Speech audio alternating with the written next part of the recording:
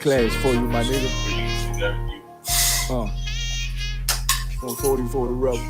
The world turned its back on me. I'm a cripple. We got soldiers. He got soldiers, but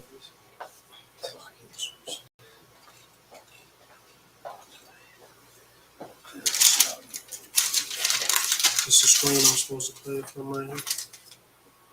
It's the you click on here. Yeah. Which one? Which one you playing? You click on that. Okay, you click on that. You play for me. I got different ones. Ain't no way out. I tell you what.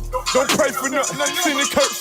We can't forgive or forbid. Remain in the trenches. Trust in the Lord, but please forgive me for the times that I did. If rank is given, have your respect to your apprentice. Be about your business. This loyalty's and damn sinners look. Trying to pick up with a blind foot. They said there'll be many mansions. I'm just grinding for my time share. The devils ain't playing fair. They hunching like Van Pelt. But ain't no getting out the game like Jumanji. You take that offense a Dundee. Try to deal death to a priest. You won't make it out in one piece.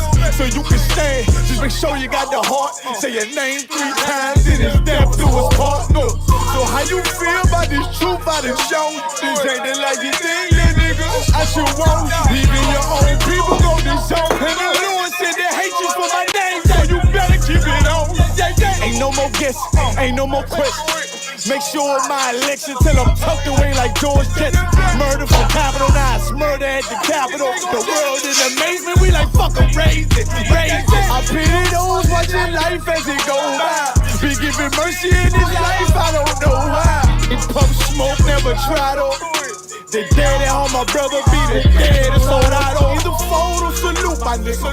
They like, how you stay focused? I told him I'm motivated cause of you, my nigga. Brotherhoods and weapons, still got weapons on the scene. Now never do my niggas like Bishop did Raheem. Never mind, you know beliefs, they under anesthesia. Shorty say she need me, said she wanna let that love go. Told I let that love grow. But if I bring you to my bed, that's a love. So, how you feel about this truth I done shown? This ain't the life you think, little nigga. I should want even your own people go this zone. And the Lord said they hate you for my name, so you better keep it on. Yeah, yeah.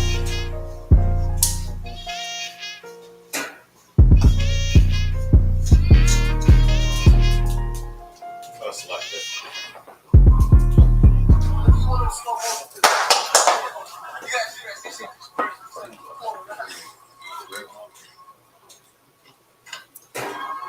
So you want to know where to invest $1,000 right now? Well, forget about stocks, real estate, or cryptocurrency. There is a little known trend taking America by storm right now called digital real estate. And digital real estate creates online assets that have the potential to generate income and grow in value over time, just like physical real estate. In fact, it's one of the easiest ways for regular Americans to take advantage of this emerging industry.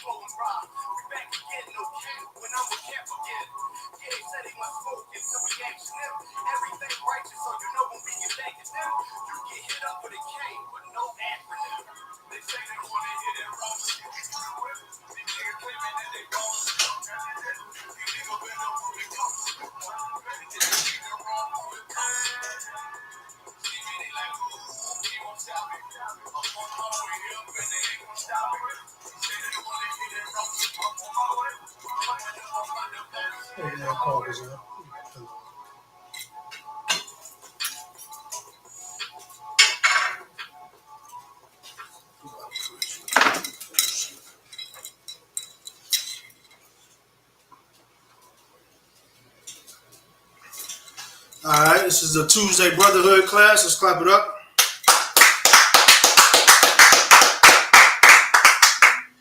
All right, it's been a lot going on, in the news this week, and everything that's going on. It just lets you know why it's so important, as Black, Hispanic, and Native Americans that we come together, because all the things that are going on, like I said, it's just showing us why the scriptures, tell Israel to come together and separate from these other nations. Black and Hispanic and Native Americans talk about separating, from other nations, and everyone wants to call us, racist.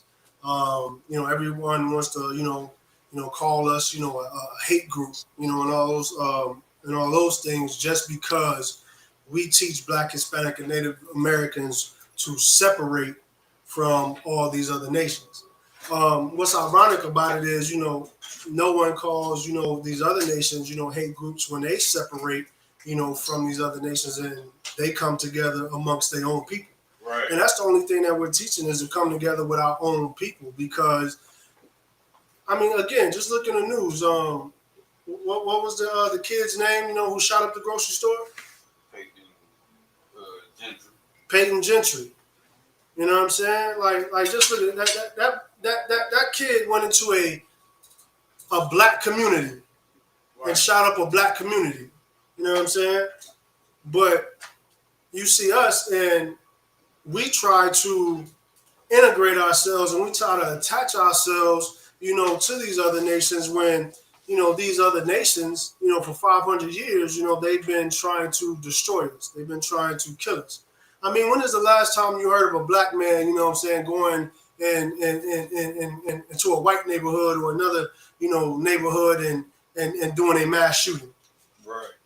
You know what I'm saying? When the last time you heard of a so-called Black, Hispanic, and Native American going into a church, committing a mass shooting? Right. You know what I'm saying? When these type of things are going on, like, why would you want to join yourself to a nation of people who has a track record of wanting to kill you, of wanting to destroy you? You understand? So, like, for someone, like, if I know that danger is in front of me, I'm not going to go to, towards that danger. If I got danger in front of me, I'm going to go the opposite way. You understand what I'm saying? So when we teach Black, Hispanic, and Native Americans to separate, from these other nations, we're telling them to separate from these other nations. One, because the Bible teaches us to separate from these other nations. Right. And for two, you know what I'm saying? Again, the track record over 500 years shows us that when we try to join with these other nations, well, there's no benefit for us to join for these other nations. There's a benefit for them because they're able to, live richly and prosper, off of us. But when we try to join them, the only thing that we get is death. You know what I'm saying? And so right now, also, it's a big uproar in the world, going on about, this abortion. You know what I'm saying? About, this Roe versus Wade. The Supreme Court, is looking to overturn, the Roe versus Wade. Roe versus Wade was a ruling that legalized abortion. And again, we have this uproar going on in the world about killing babies. Like when we really get down and break it down, to the simplest form, like the world is in an uproar about the decision to kill babies. You know what I'm saying? And again, what's ironic about that is, the people that are, so-called pro-choice, their parents didn't choose to, abort them. You know what I'm saying? Right. They sitting up here, with a choice. But they're not sitting up here like, oh, I wish my parents would have aborted me. I wish my mother would have aborted me. You know what I'm saying? They have a chance to live. Regardless of, what their parents' situation or whatever, they're in this world because they had a chance to live. You know what I'm saying? And our oppressor, is pushing this abortion thing, for a couple reasons. For one, we know the elections is coming up in, November? You know what I'm saying? So, so it's no coincidence, that this has come out now. Like Roe versus Wade has been since 50 years, if I'm not mistaken. It started in 1969. 1969, you know what I'm saying? So like 70 to about 50 some years, right? So about 50 years, and now all of a sudden, it's a big deal. And again, right now, the elections is coming up in November, so these politicians, they're trying to use that, as a ploy, to sway things that way, to sway things their way. Another reason is, for the last, I think in 2016, grab me that first article I sent you, the APL. I think since 2016, the so-called white man, they have been dying faster than they've been reproducing. Right. So when you die faster than what when you reproduce, then what does that mean? You know what I'm saying? That means that, your population is not growing to the rate as other populations are growing. Right. You got that article? Go on. Start from let me get there with you real quick. It's like, so no, go ahead, Free. What happened was it was the lady name was Jane Roe, right? So her real name is Norma McCarvey. So what happened was she got pregnant in 1969 and she wanted to get the abortion. So right. So it started in 1973 when it got passed by Supreme Court. Okay, Most High in Christ. So that would be almost exactly 50 years. Okay, Most High in Christ. The water for that information. What the brother was bringing out is, this started, back in, what'd you say, 69? She got pregnant. It started back in 69, but the Supreme Court passed it in 1970. Okay, so the lady got pregnant in 1969. She wanted to have an abortion. Right. I guess she wasn't able to have an abortion back then. Okay, and then in 1973, they passed a law to make abortions legal. Right. Okay, no sweat. And this is this is 2023, right? So we have 50 years, since that law was passed. So this article entitled "White Deaths Exceed Births in a Majority of U.S. States." That's what you got out? Go on. Read that for me, Baba Kashaw. Go on.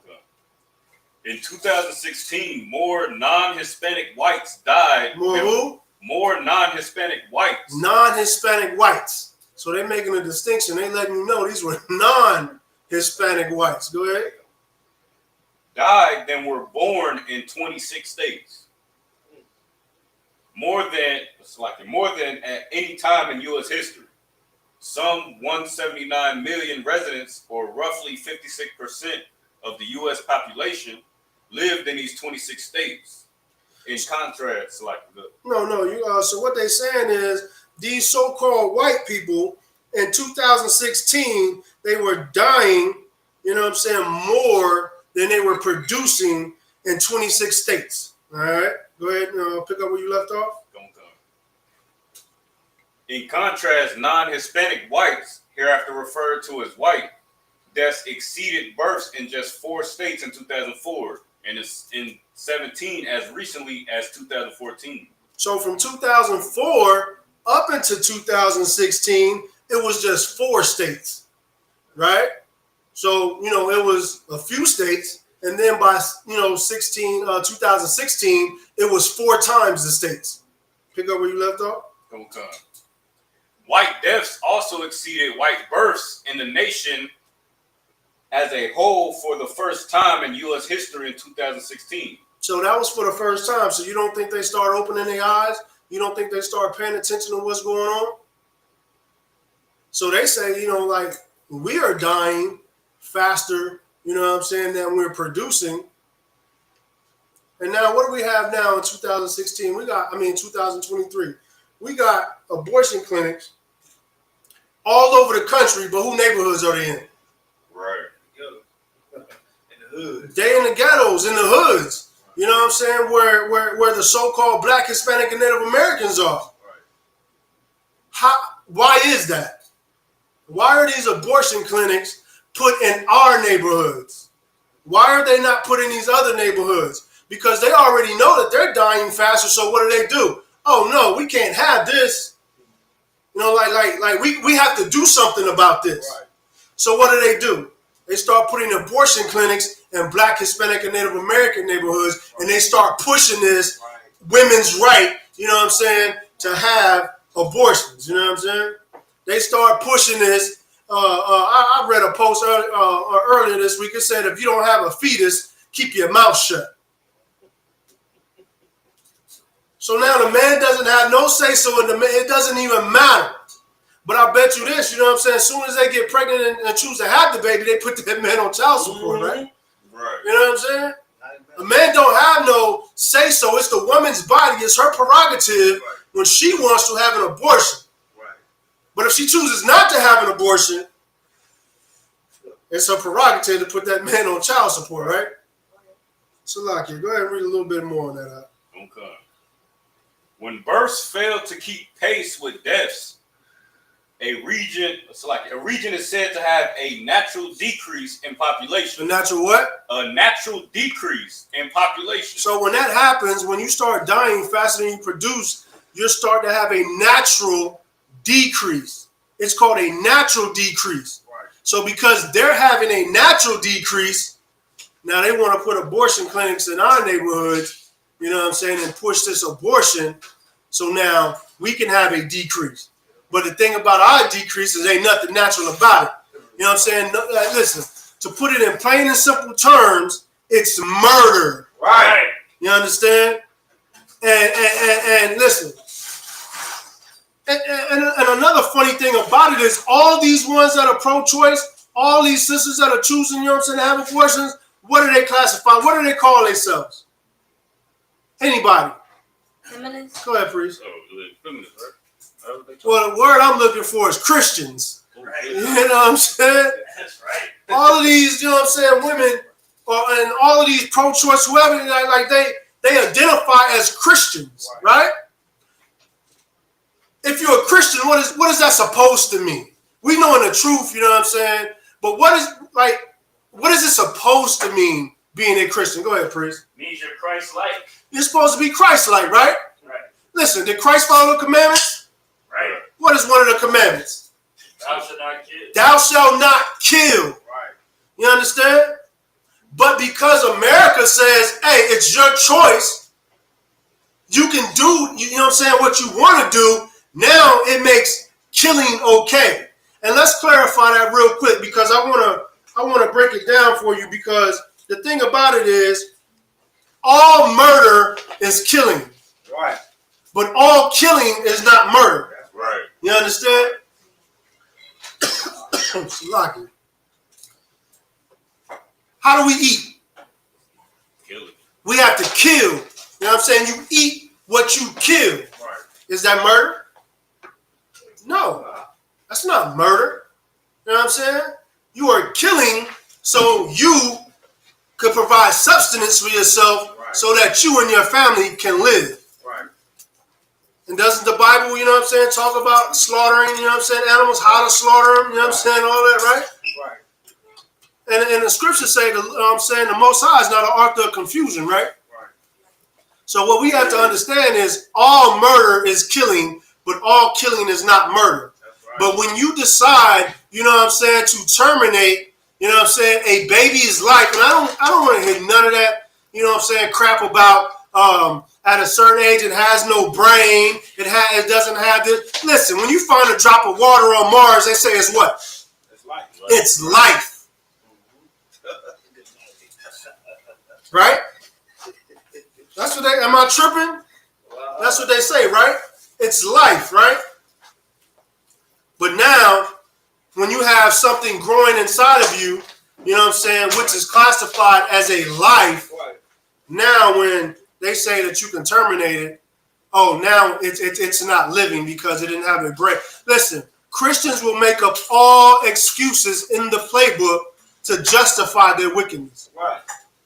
Good night. They justify eating shrimp, crab, pork, and lobster. They justify being drug dealers. They justify being whores. They justify being homosexuals. All of this is justified in Christianity. Am I right? Right. Okay, I just want to make sure I ain't tripping. You know what I'm saying?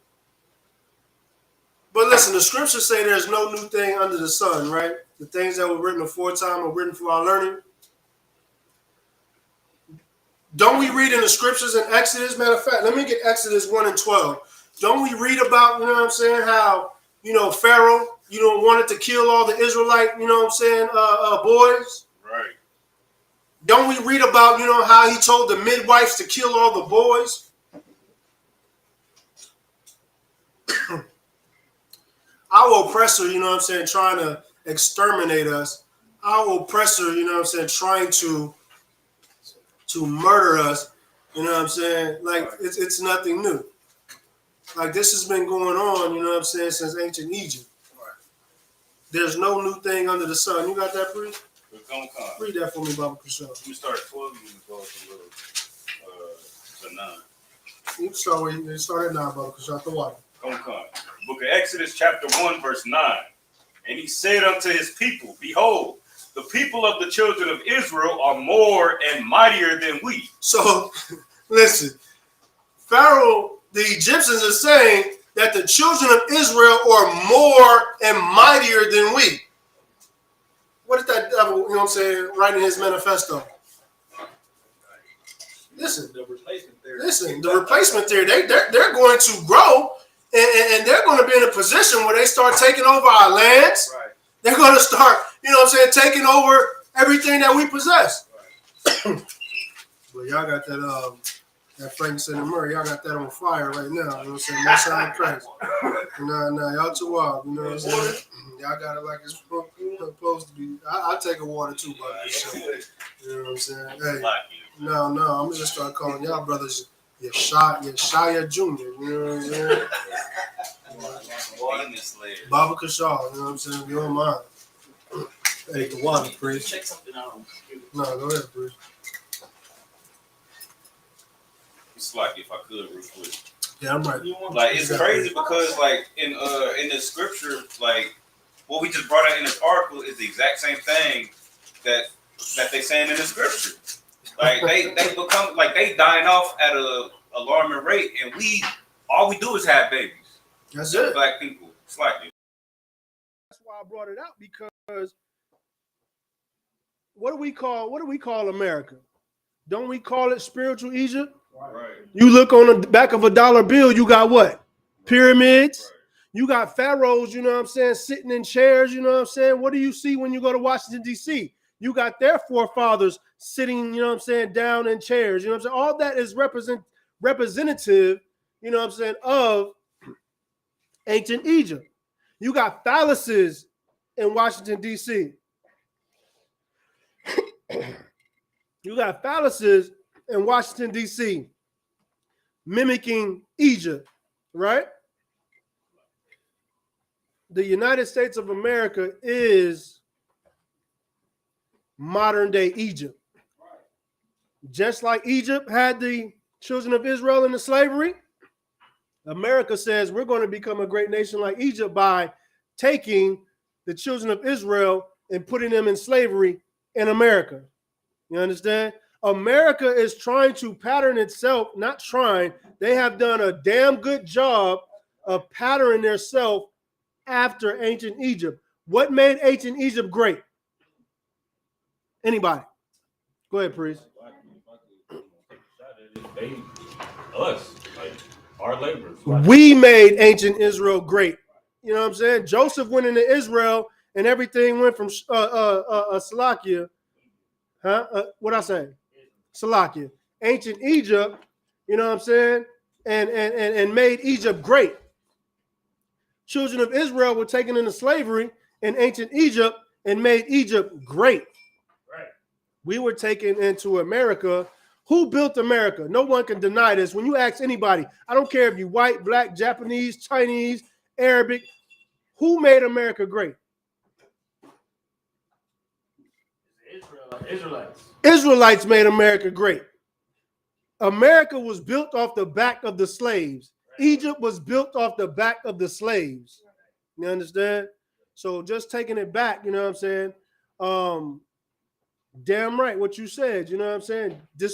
That's why I said there's no new thing under the sun. Because just like we were in ancient Egypt and they tried to abort us and kill us, we're in America and now they are producing less. They're dying faster than they're producing. And Black, Hispanic, and the Native Americans, you know what I'm saying, continue to have babies. If you could, Baba Kashaw, start at the top of 9. I got you, sis. Start at the top of 9 real quick. Book of Exodus chapter 1, verse 9. And he said unto his people, behold, the people of the children of Israel are more and mightier than we. Behold, the children of Israel are more than mightier are we. Y'all don't think these so-called, you know what I'm saying, white people in America are saying these Blacks, Hispanic, and Native American are growing to be more and mightier than we? What you got, sis? I have a question. Go ahead. In what part of the Bible does it speak about the slavery in Egypt? So I could backtrack later and No sweat. We in Exodus, right? Exodus. I guess you can start with Exodus 1 and 1. Yeah, go ahead and start with Exodus 1 and 1. You know what I'm saying? And that'll start, you know what I'm saying, and take you in. Am I right? It talks about the lineage in 1 and 1, but actually, if I could, Go ahead, this please. is like exactly where we at is the start of. okay, so this cool. Okay. Okay, Most High Christ, the water for that, priest. Okay, here you go. Go ahead and keep reading right now, Baba Kashaw. Verse 10. Come on, let us deal wisely with them. And they say, come on, let us deal wisely with them.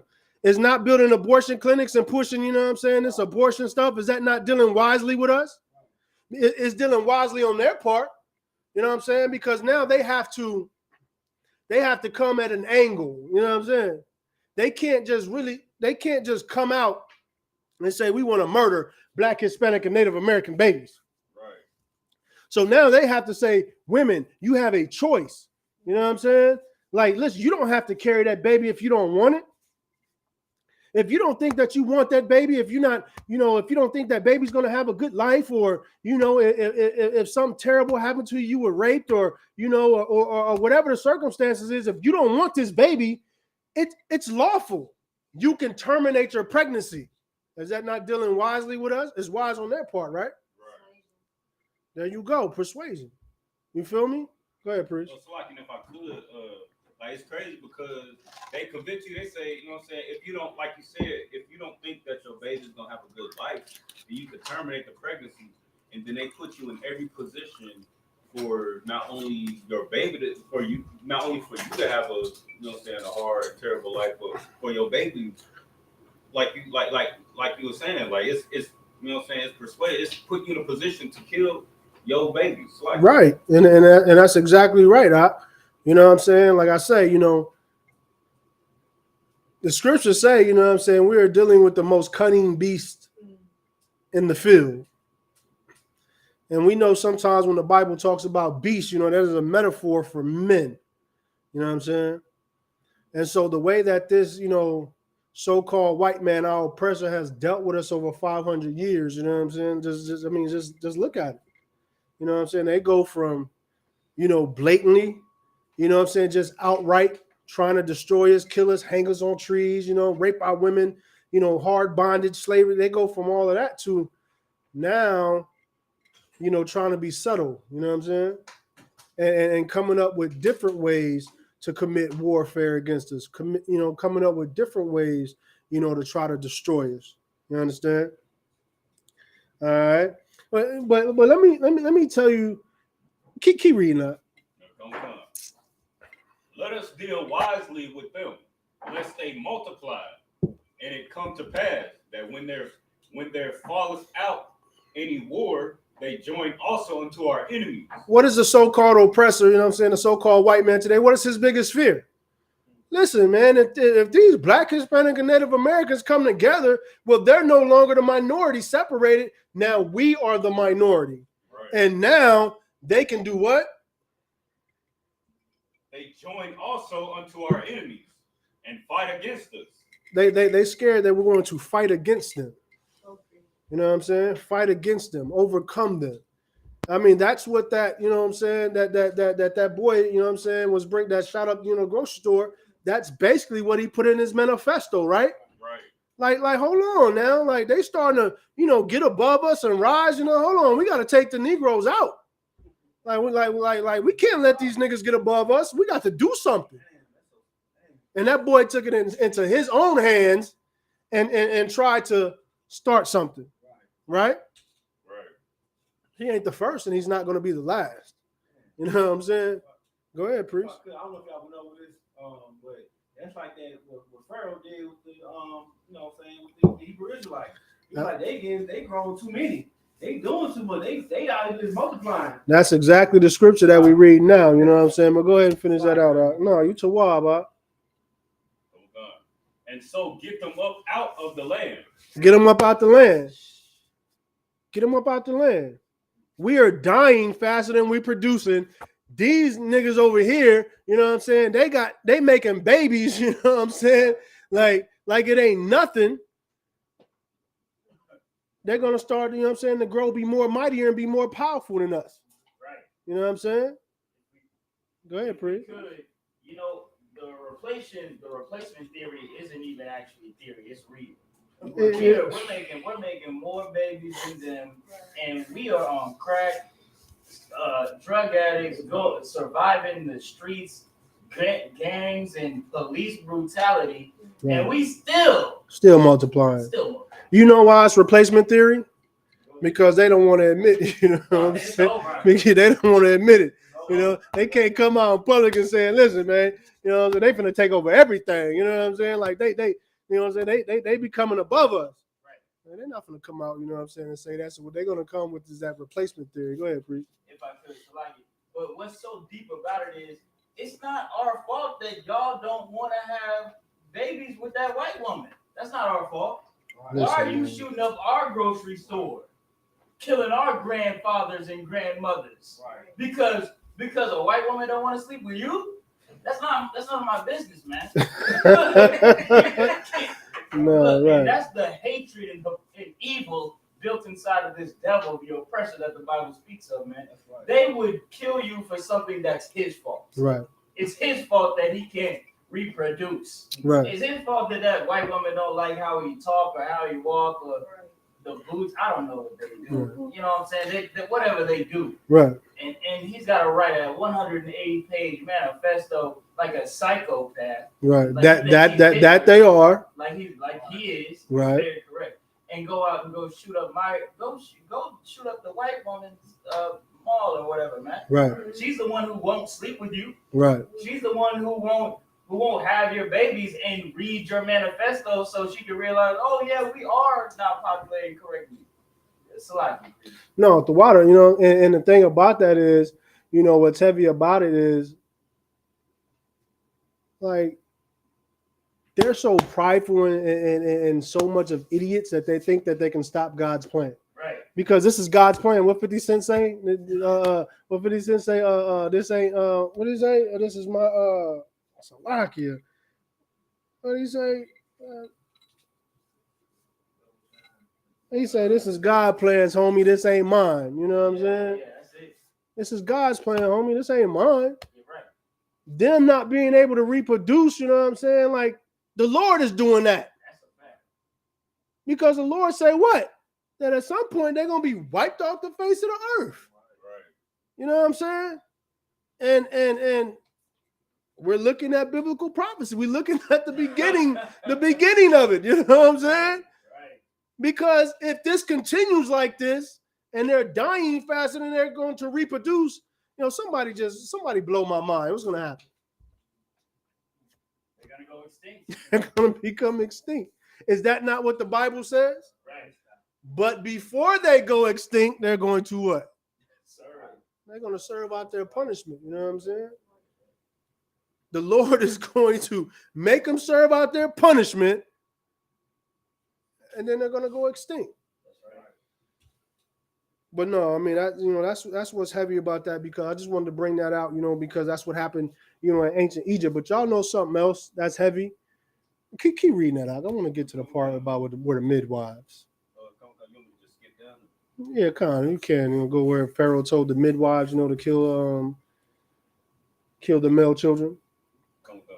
Go ahead, Baba Kasha. Verse 15.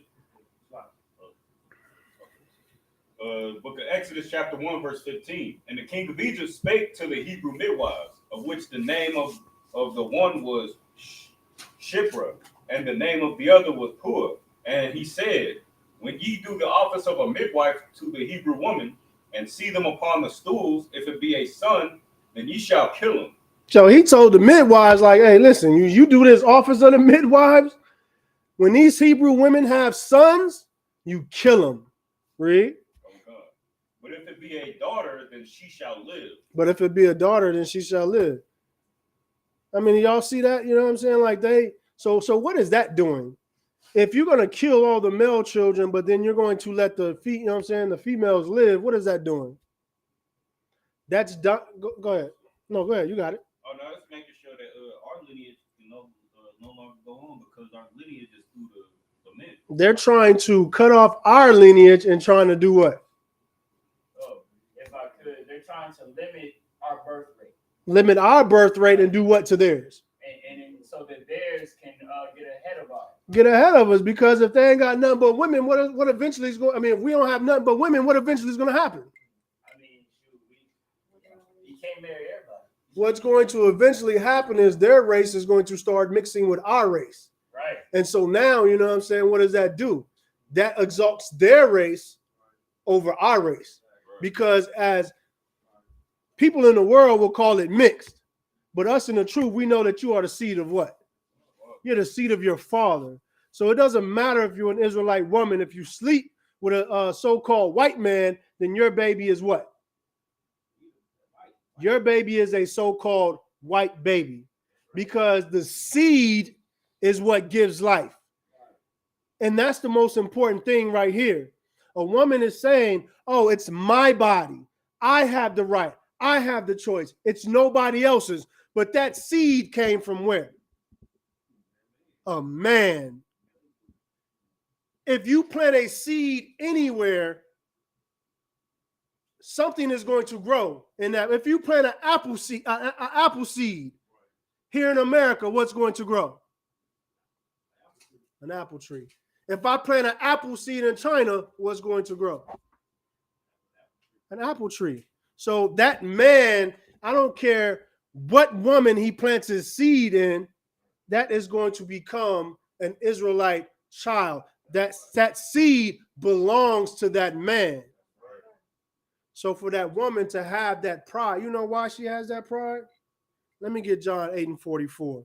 And we're gonna tell you exactly why she has that pride, why she has that mindset of it's my body, it's my baby.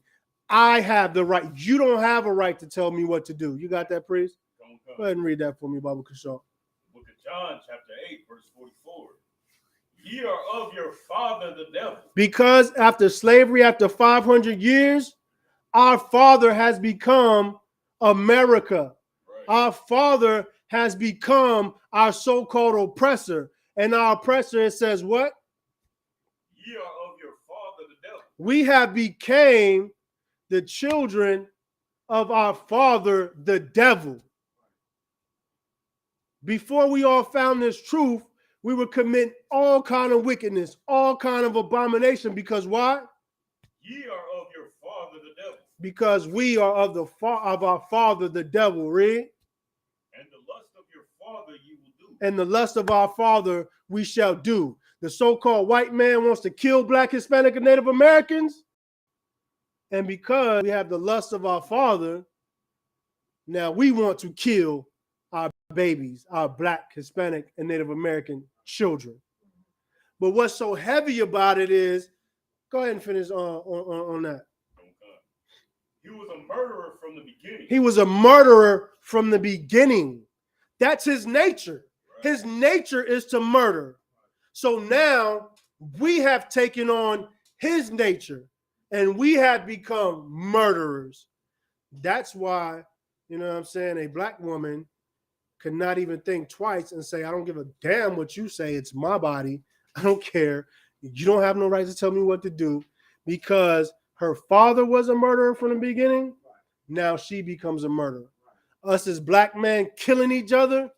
Our father, the devil, was a murderer. We have become murderers. You understand?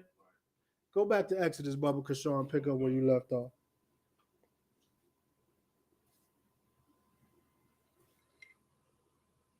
Book of Exodus chapter 1, verse 16. But the midwives feared God. But the midwives, they feared God. Read.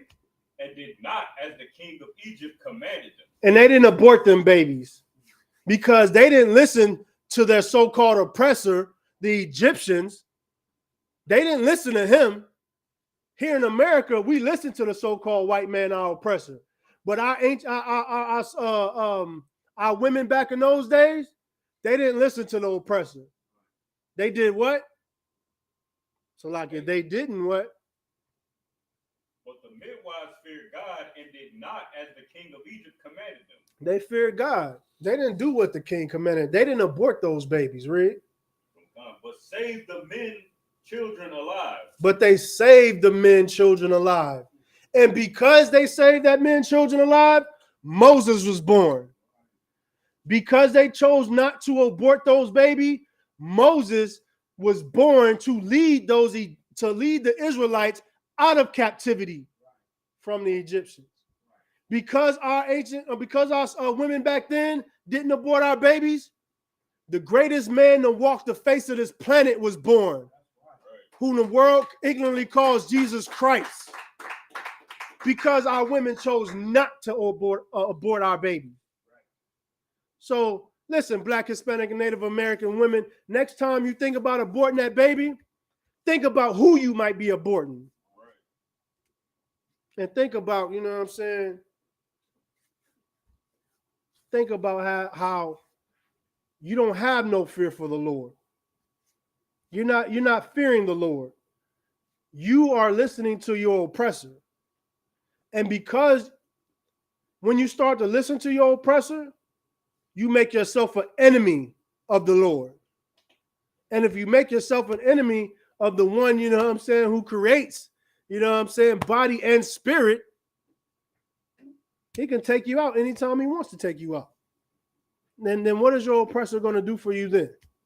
How is he going to save you then? Now, so we're going to drop that. All right. So, we're about to get off this abortion thing real quick, but how can we build a nation? How can we grow as a people when we're steady trying to kill, you know what I'm saying, our babies? How? How can the scriptures tell us to come together as a nation? Well, how the hell are we supposed to come together as a nation and we're killing our future? What's that song? I believe the children are our future. Teach them well and help them lead the way. Right. How the hell are we supposed to do that and we're killing off our future? Right?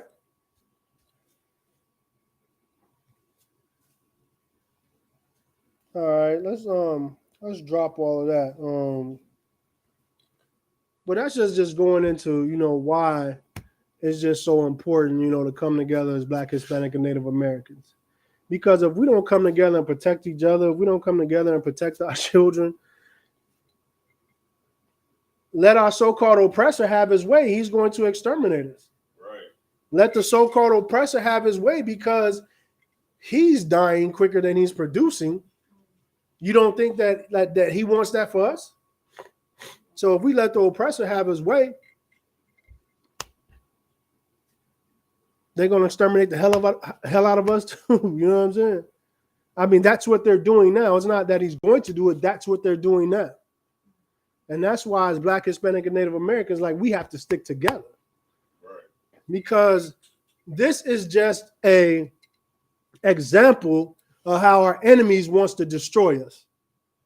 How our enemies wants to kill us. Right. This is just another example of what's been going on for 500 years. But yet and still, we want to say, oh, we forgive the so-called white man. Oh, we want to, it's not every so-called white man. Like they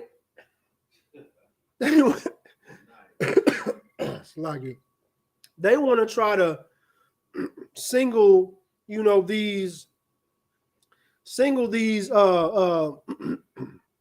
these instances, they want to single them out. Well, hell, his track record over 500 years has proved that the white man is not a friend to so-called Black, Hispanic, and Native Americans. You know what I'm saying? So what else has to occur? What else has to go on for us to sit back and say, these are not our friends? You know what I'm saying? Listen, man. So now, we got this, aside from abortions, you know what I'm saying? Anybody got any questions? Anybody got anything to add, you know what I'm saying, to the Roe versus Wade, to the abortion thing? Go ahead, Priest. To the abortion thing, nah, I would say all of you women, this is mostly for the women. The women, you because you take such a spearhead, you're such a spearhead in this movement of why you should be able to kill the person inside of your body, claiming that they're a clump of cells. You also are a clump of cells. I don't know what kind of argument that is. Right. But what you have to have is a little compassion. You have to have what you believe you have in your mind. You have to have selflessness. Right. You have to have a little bit of selflessness and think about somebody that isn't you. Because they aren't yet in your mind, because they aren't here yet, or whatever you want to believe. And because you go to church and that Christian pastor tells you whatever you want to believe, you go out and you have the audacity to whore around town, not wrap it up, and then want to murder the product of your actions. Of your actions. Well, right. That's the perfect word. Your actions. Right. And all I ask is just have some accountability. Right. Why are you going to punish somebody else for what you've done? Right. These are your actions. Now it's the daddy's fault. Now it's their fault. Now it's your mama's fault because she ain't raised you up right. It's your daddy's fault because he wasn't there. How about you take some personal accountability? Right. Take some personal accountability and actually be a goddamn mother. Right. Like your mother was to you. That's the only reason you're in the streets screaming and yelling and wailing, because your mother had you and she didn't want to. Let me tell you, that's another thing too. Your mother didn't want to have you. Good night. Your mother was not planning you. Your mother did not have a plan for you. She didn't have this is how I'm going to get you into college. She did what she had to do. Mm-hmm. How about you do what you have to do? That's right.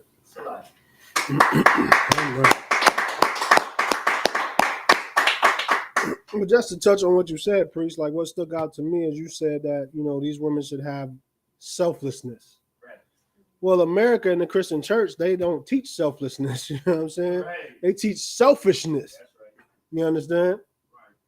And that's why Black, Hispanic, and Native Americans have to come out of the Christian church.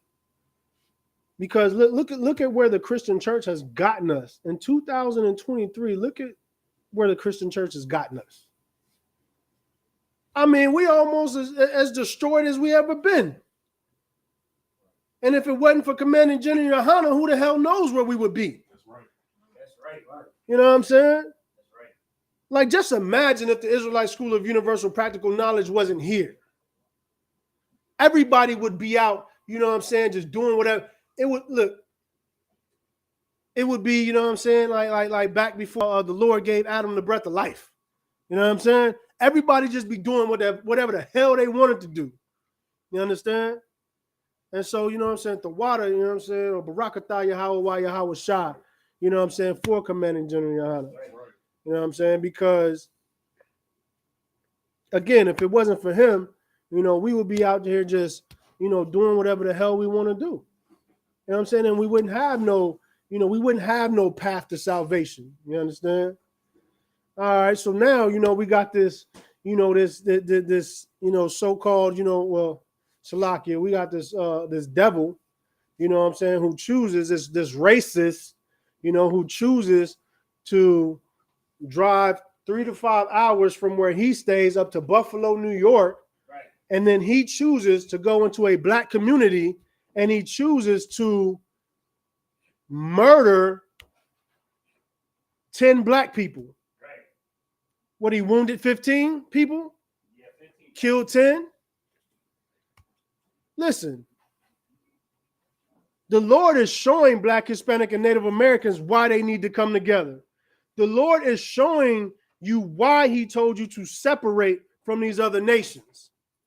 The Lord is just telling us to separate from these other nations, you know, so it can look cool.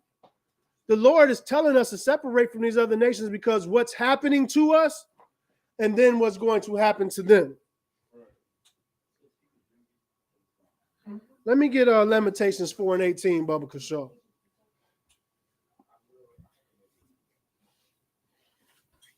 Well, read that when you got it, priest. Okay. Book of Lamentations, chapter 4, verse 18. They hunt our steps. Listen, our so-called oppressor has been hunting our steps for 500 plus years.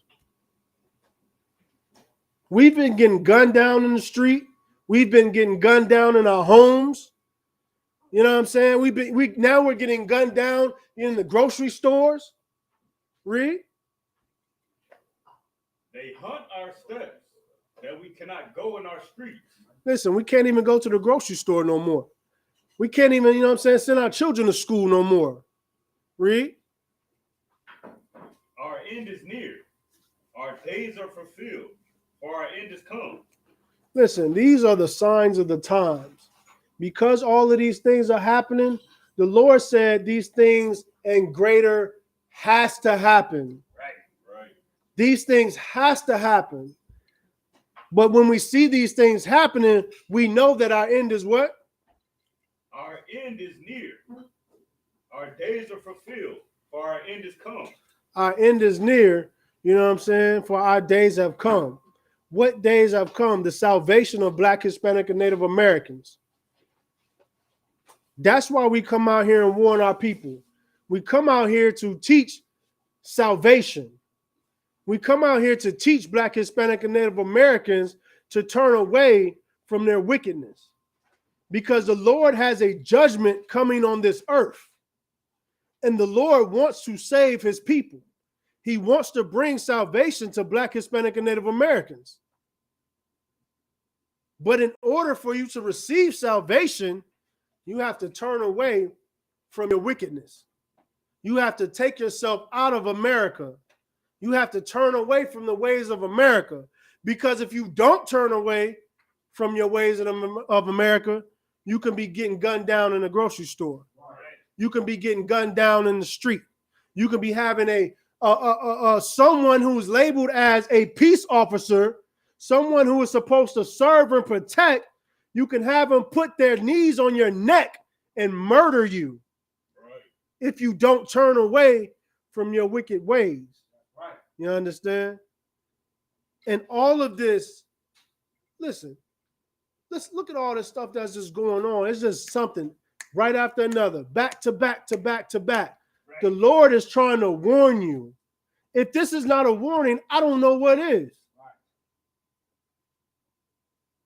That's why it's so important that we show each other love, show each other compassion, show each other brotherhood. Because these other nations, only thing they're showing us is how they can be terrorists and how to terrorize Black, Hispanic, and Native Americans. That's right. We already read, you know what I'm saying, this Devil's Manifesto. We already read what did they call that, Calcazar? A natural decrease. Right. We already read how they're dying faster than they're reproducing. It is a natural decrease. So because they are experiencing a natural decrease, they want to try to hunt our steps. You know what I'm saying? They want to try to murder us. They want to try to decrease our population. Right. They want to they got it in their heads that we're going to take over and rule. You goddamn right we're going to take over and rule, but the scriptures say there's a time and a season for everything. Right now, we're trying to show each other love. Right now, we're trying to show each other brotherhood. Right now, we're trying to show each other how to come together. Because it's going to be a time when our king returns back to earth and we're going to take over this earth and we're going to, you know what I'm saying, rule. That's right. Let me get Obadiah 1 and 10. Because y'all think, you know, again, we're always accused of speaking hatred. We're always accused when we say that we want to separate from other nations.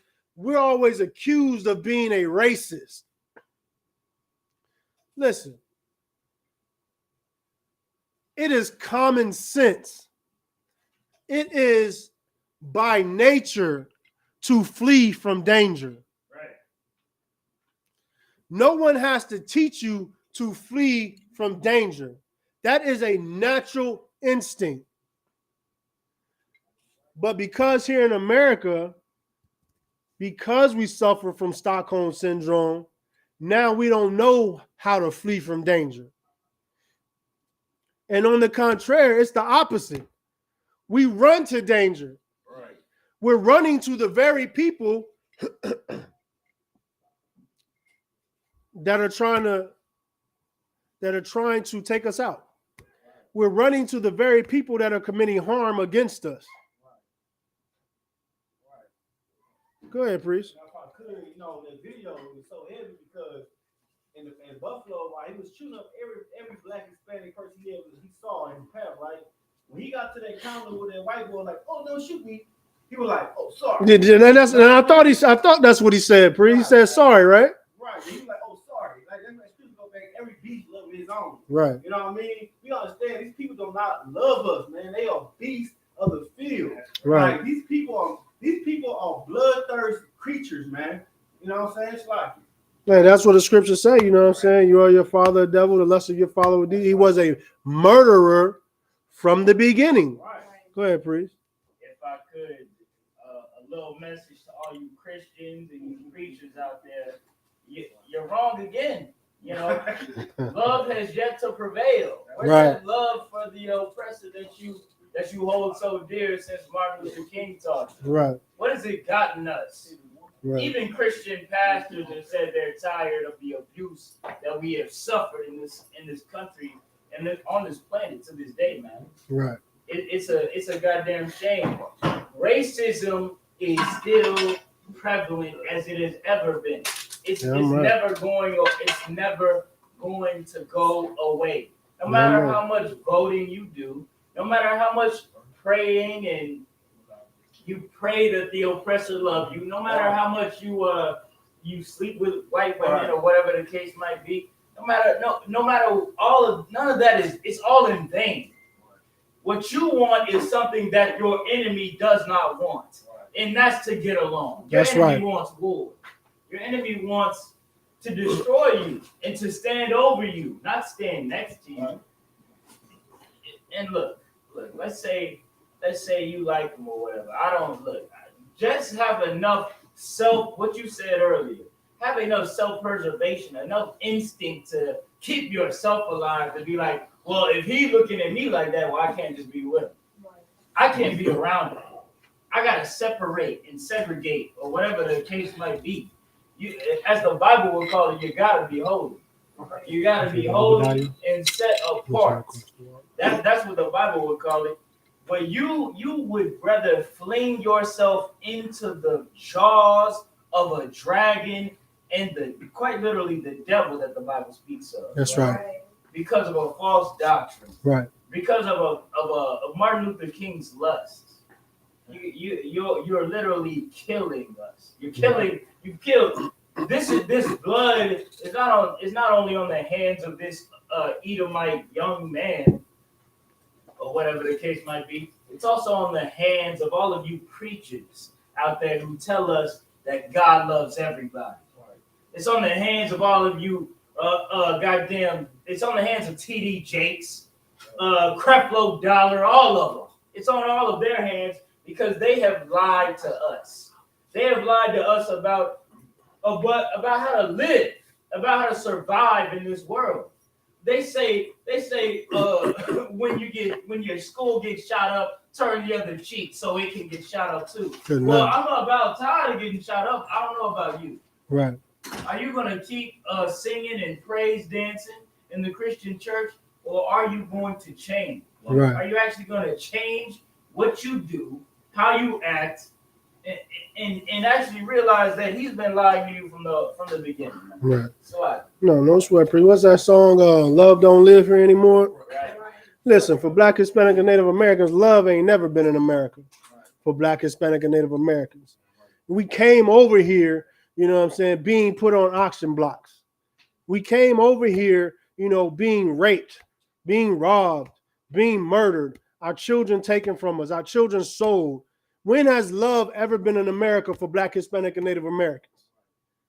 And like he said, you know, the Christian church, you are a culprit, you know what I'm saying, to the condition of Black, Hispanic, and Native Americans. Why are you a culprit? You know what I'm saying? Because you're pushing the so-called white man's doctrine, his philosophies, his hate.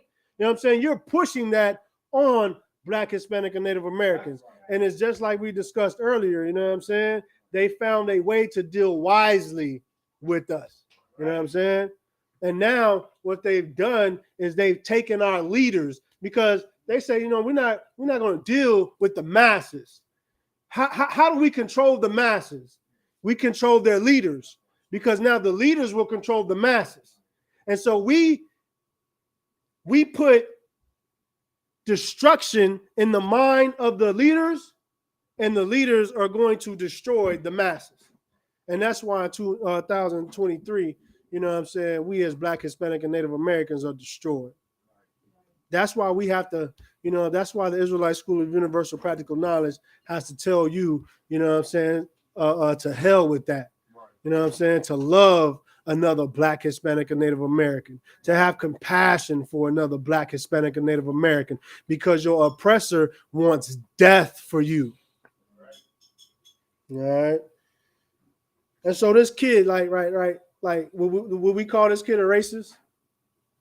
Was this kid a racist? They didn't want to call him a racist for the first few days. You feel me? It was probably racially motivated. Probably racially motivated. But why is this kid labeled a racist? Where did he learn this behavior? Where did this kid learn to be a racist from? This kid learned to be a racist from America, because America is racist. That's right. And so when we say, you know what I'm saying, to hell with the so-called white man, everyone wants to look at us as a hate group. Well, listen, the founders of America are so-called white people. Right. And America is racist. And I don't give a damn what you got, systematic racism. You know what I'm saying? Like it is a whole system put in place to keep Black, Hispanic, and Native Americans on the bottom. You understand? And so when we see this kid being racist, that's because his home is racist. Right.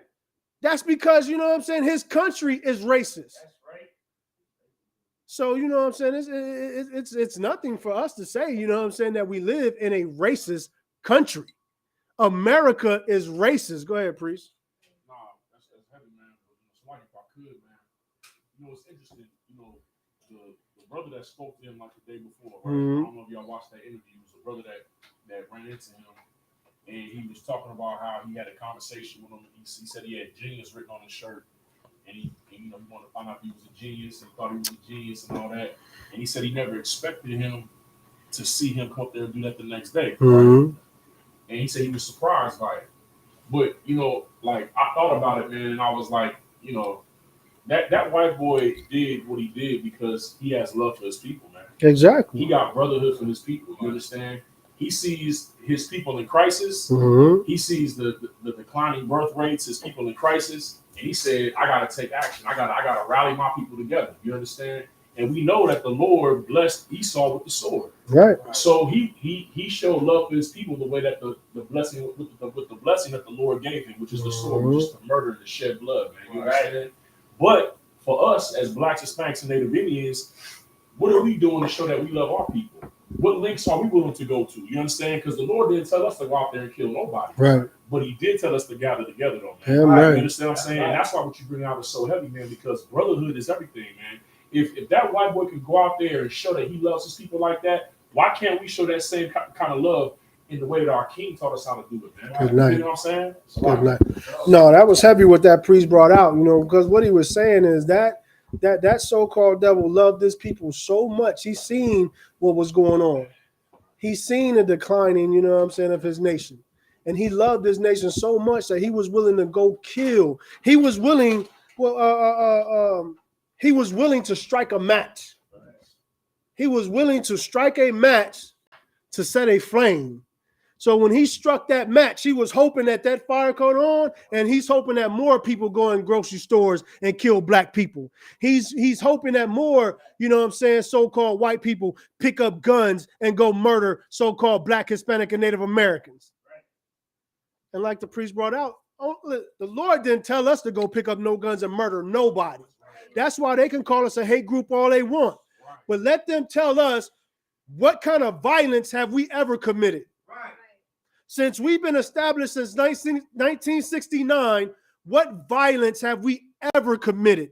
We don't commit no violence. We don't commit no crimes. The only thing that we teach is for Blacks, Hispanic, and Native Americans to come together, to love one another, because that so-called devil, his power was in his gun. But our power is in our unity. You understand? And that's what was heavy, what the priest was bringing out, because the Lord is not requiring us to go pick up no arms and kill nobody. Only thing we have to do is have compassion and love. So if that so-called devil was willing to sacrifice his whole life for the love of his people, and we're not even willing to come together, we're not even willing to say, hey, brother, I love you. You know what I'm saying? Like, we're not willing to say, hey, brother, you offended me. You know what I'm saying? And another brother's like, hey, I'm sorry I offended you. We're not willing to do that. Well, that just lets you know what I'm saying, how much love they have for themselves and how much love we have for ourselves. Go ahead, priest. Yeah, it's like, if I could, you know what I'm saying? What you're saying is just so on point and so correct. He didn't just shoot up this shopping market to just kill 10 or whoever he could touch, black people and Hispanics. He did it to spark a flame in his white brothers or sisters or whatever the case might be. That's also why he wrote that 180-page manifesto, explaining in great detail, to the best of his ability, the best of a psycho's ability, why he does it and why he believes it's right. He wants others to follow in his footsteps. Right. You know what I'm saying? And you know what? That's exactly what his race is doing. The Bible says that race wars are a sign of the time. Damn right. They're a sign that Christ is coming back very soon. Nation against nation, man. That is nationality against nationality, or ethnicity against ethnicity. You can see that with them Asians and Filipinos. A goddamn Chinese man shot up a Filipino spot a little while ago Mhm. because China is taking over the Philippines, Taiwan. yeah, Right. the water type of stuff. But there's a white man named Greg Foster. Right after the shooting occurred, he posted this on Facebook. Now check this. Greg Foster is he's a correctional officer, which means he works in prison. He posted this: clean up on aisle 3, no, wait, 4, also on 7, 9, 12, and 13, with a picture of Tops Supermarket. That is how the oppressor really feels about you. Damn right. And it doesn't matter how much you love them and march and get bitten by dogs and get water hoses sprayed on you, it's never going to change. Right. Never going to change. Your love is misdirected. Right. Your love needs to be for other blacks and Hispanics and Native American Indians, and for only them. Otherwise, you're loving somebody who is going to kill you if their family doesn't. Right. It's a lot. And damn right. And see, we're in the Israelite School of Universal Practical Knowledge, like we expect this because it's biblical prophecy. But that's why, you know what I'm saying, we teach these classes. That's why we're on the street, because like we know, but we have to give this information to you. So now you can be informed. You know what I'm saying? So that's why we come out here and do it. Like, we're not surprised that white boy went in there and shot our people up. It's sad. It's a tragedy. You know what I'm saying? So we have to go through the process, you know what I'm saying, of experiencing it, the emotion, the feelings, you know what I'm saying? But it's no surprise that happened, because this is prophesied in the scriptures. Go ahead, priest. General Muhammad brought out that in the year 2020, worldwide across the planet, there were only 79 mass shootings, but over 300,000 black babies were aborted in that same year. Right.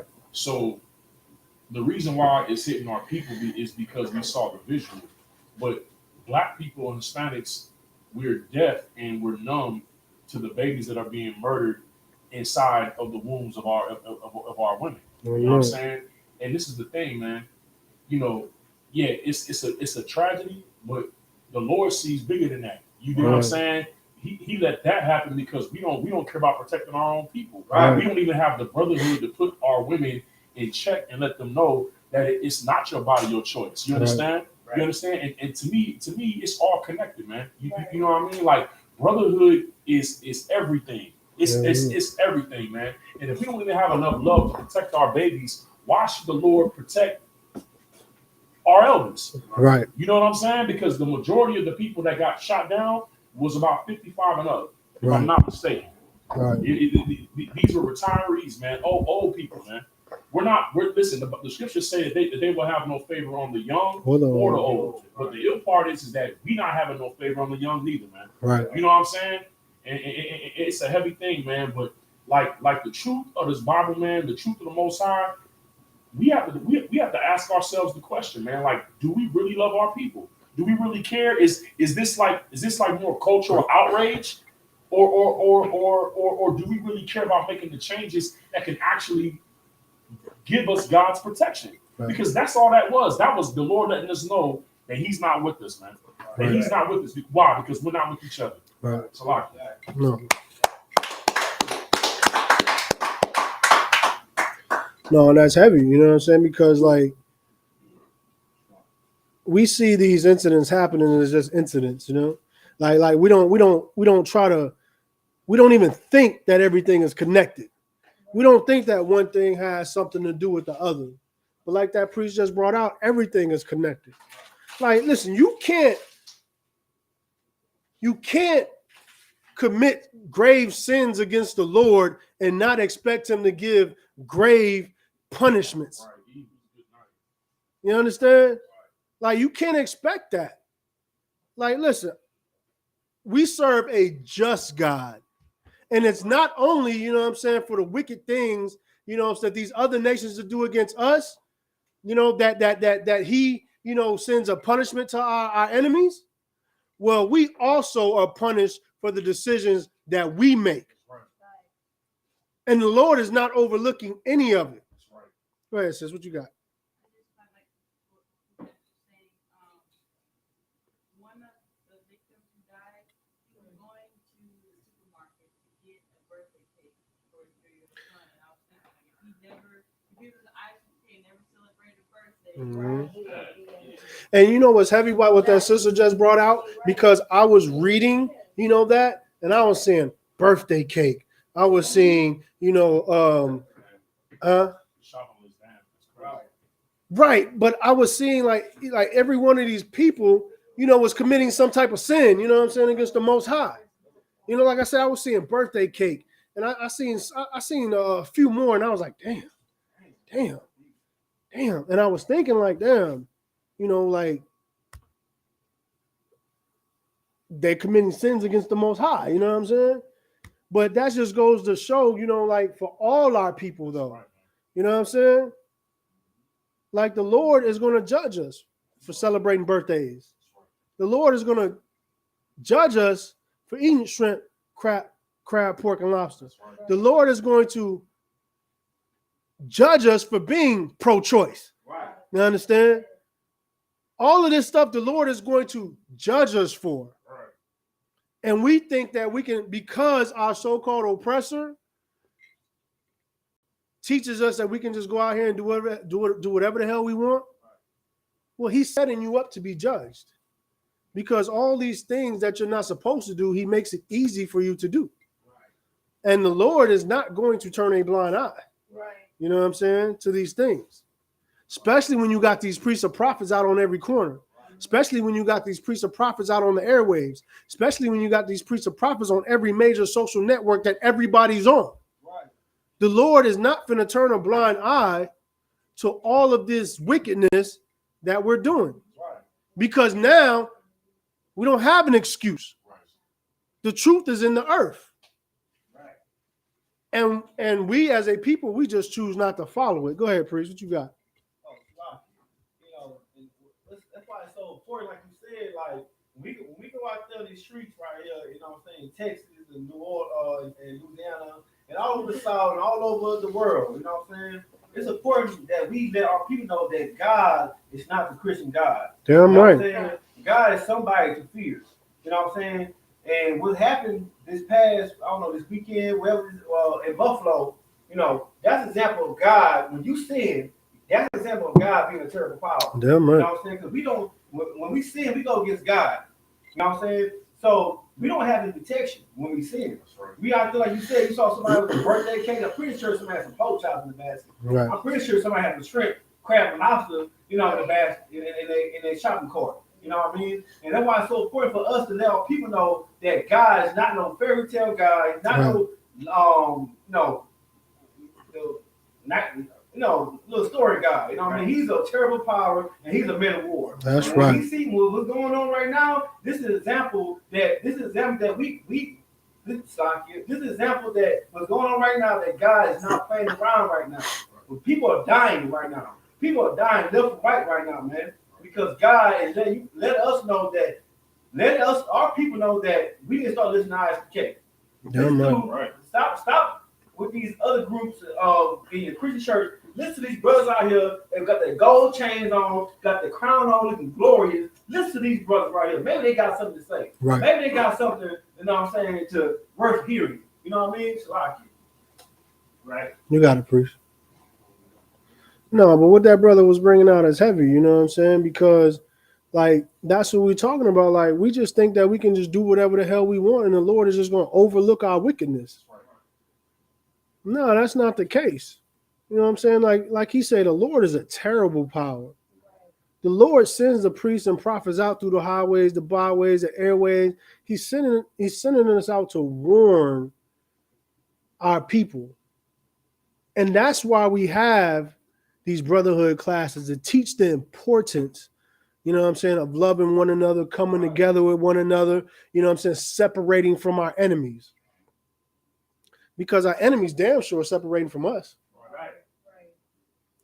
You know what I'm saying? Whether you want to believe it or not, just because they let you, in a little, circle, they'll let you in a circle, but they're not letting you sit at the table. You understand? Go ahead, priest. Man, it's so heavy same brother that had the conversation with the shooter, he did a second interview, and he was talking about the conversation that he had. He said, well, it must have been somebody's energy because I questioned him. I wanted to investigate. And then he said, you know, he asked me, he said, the shooter asked me, was I going to be here tomorrow? And I told him, yeah, I'll be here tomorrow. He said, but I didn't think it'd come back at 2 o'clock and start letting loose on everybody. Right. You know what I'm saying? And I said, and then he said, you know, I wonder if I had been sitting out there, would he have shot me too? And when he said that, man, that let me know the psychology of the people who want to love everybody, man. He thought that because he had a conversation that maybe the white man would spare him, as opposed to shooting the rest of the black people that was in that store. Well, maybe he would have, or maybe I could have stopped him. Maybe all he needed was a hug. Right. This is what this man said, that a hug would prevent him from raising up that rifle and dropping men and women with precision accuracy. And what I thought was more damaging than the lives that were took was that mindset right there. Right. That even after you see the evidence of having an open enemy, you're still trying to find ways in your mind to reconcile how you can have peace with this people, man. You understand? And it's because we don't have the brotherhood that the Lord gave us when he said to never trust your enemy. Because if you think about it, if we were operating by what God said, when we would see this person in our neighborhood, not only are we asking questions, we on now, because you know how it is with Shamar, now we're on the lookout for this individual. Because the scriptures say what? His words were as smooth as butter, but war was in his heart, man. You understand? But we don't want to take the words of God with any kind of weight. You understand? We take it as like you know, we use the Bible as like how the priest said, it's like a fairy tale, something that we say around family gatherings and whatnot. You know what I'm saying? We don't take the Bible as life. You know what I'm saying? The Bible, the scripture said that the word is life, showing you how to navigate this life, to navigate between your enemies and the people who you're supposed to be aligned with, man. Right. So just imagine, you know what I'm saying, if the Christian church would have been teaching us, you know, what the Israelite School of Universal Practical Knowledge teach. You know, just imagine if we would have been raised up like that for, you know, hundreds of years.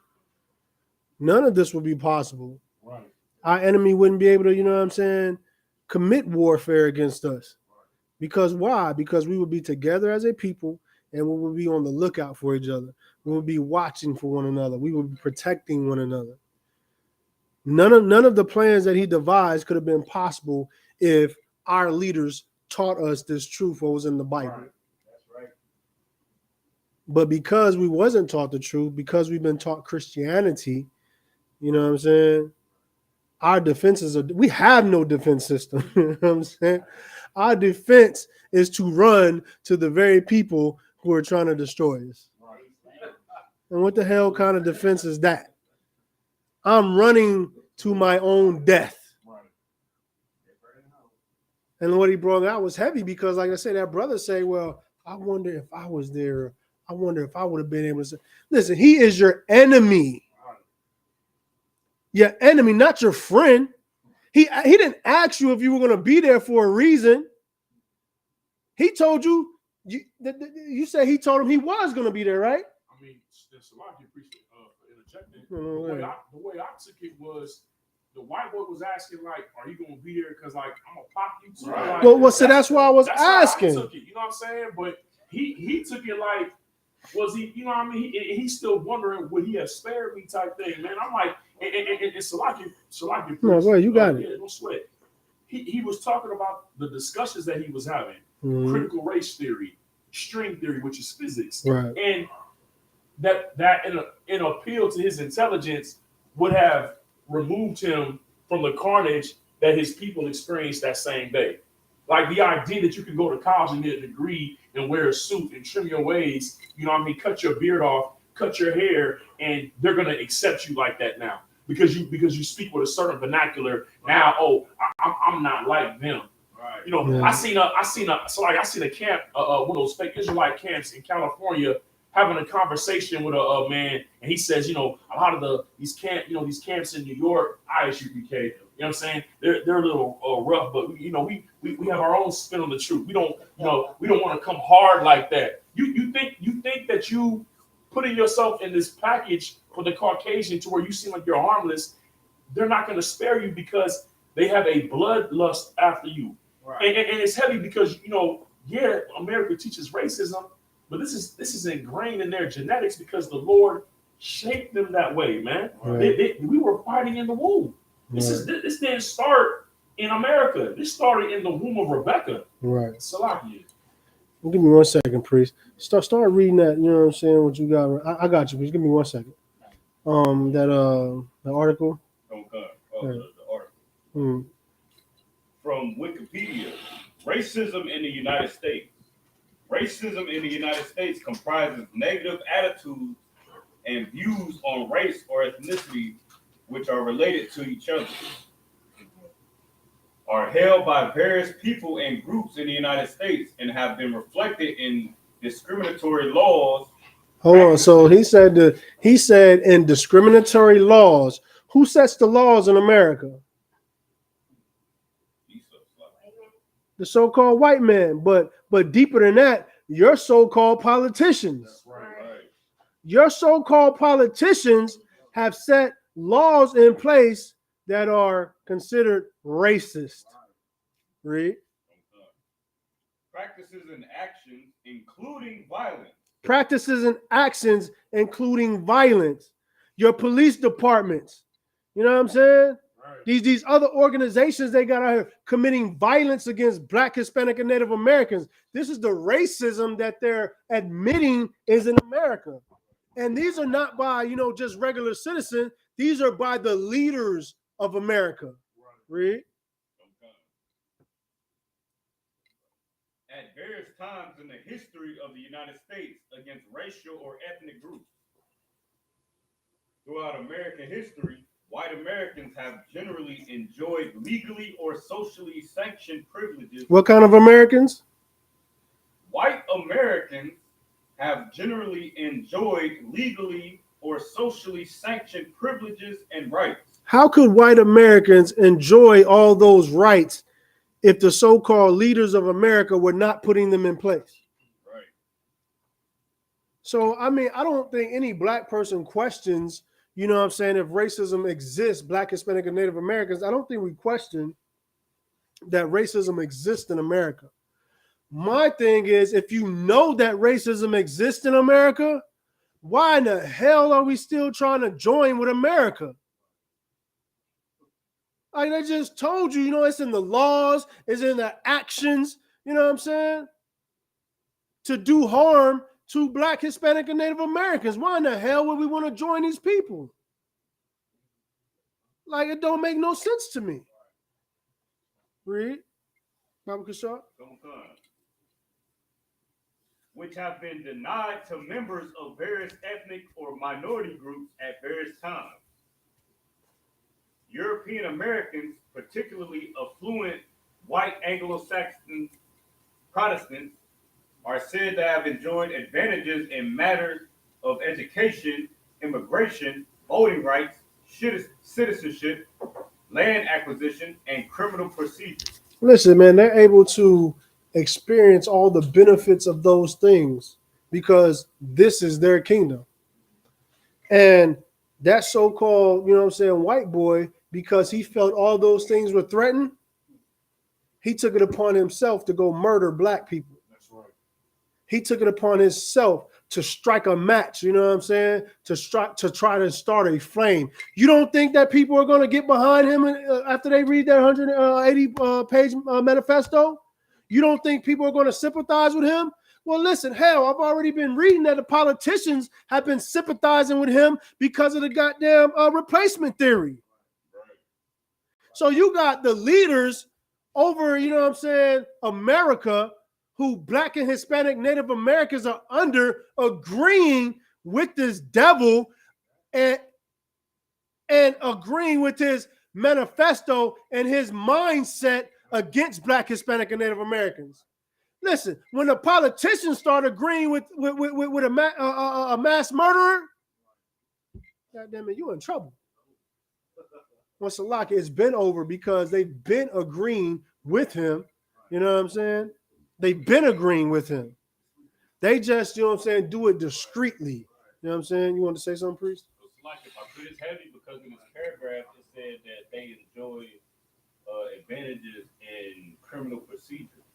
Like he had to have done this with the mindset of knowing that he was gonna get, you know what I'm saying, like he gonna get that advantage of the getting off, you know what I'm saying, for killing it. Yeah, I'm right. And it's just it's like No, what's so heavy about it? Because what you bring up, if that was a black man, Hispanic man, Native American man, they would have showed up to the scene shooting. Right. He still had a weapon in his hand. They would have showed up to the scene shooting.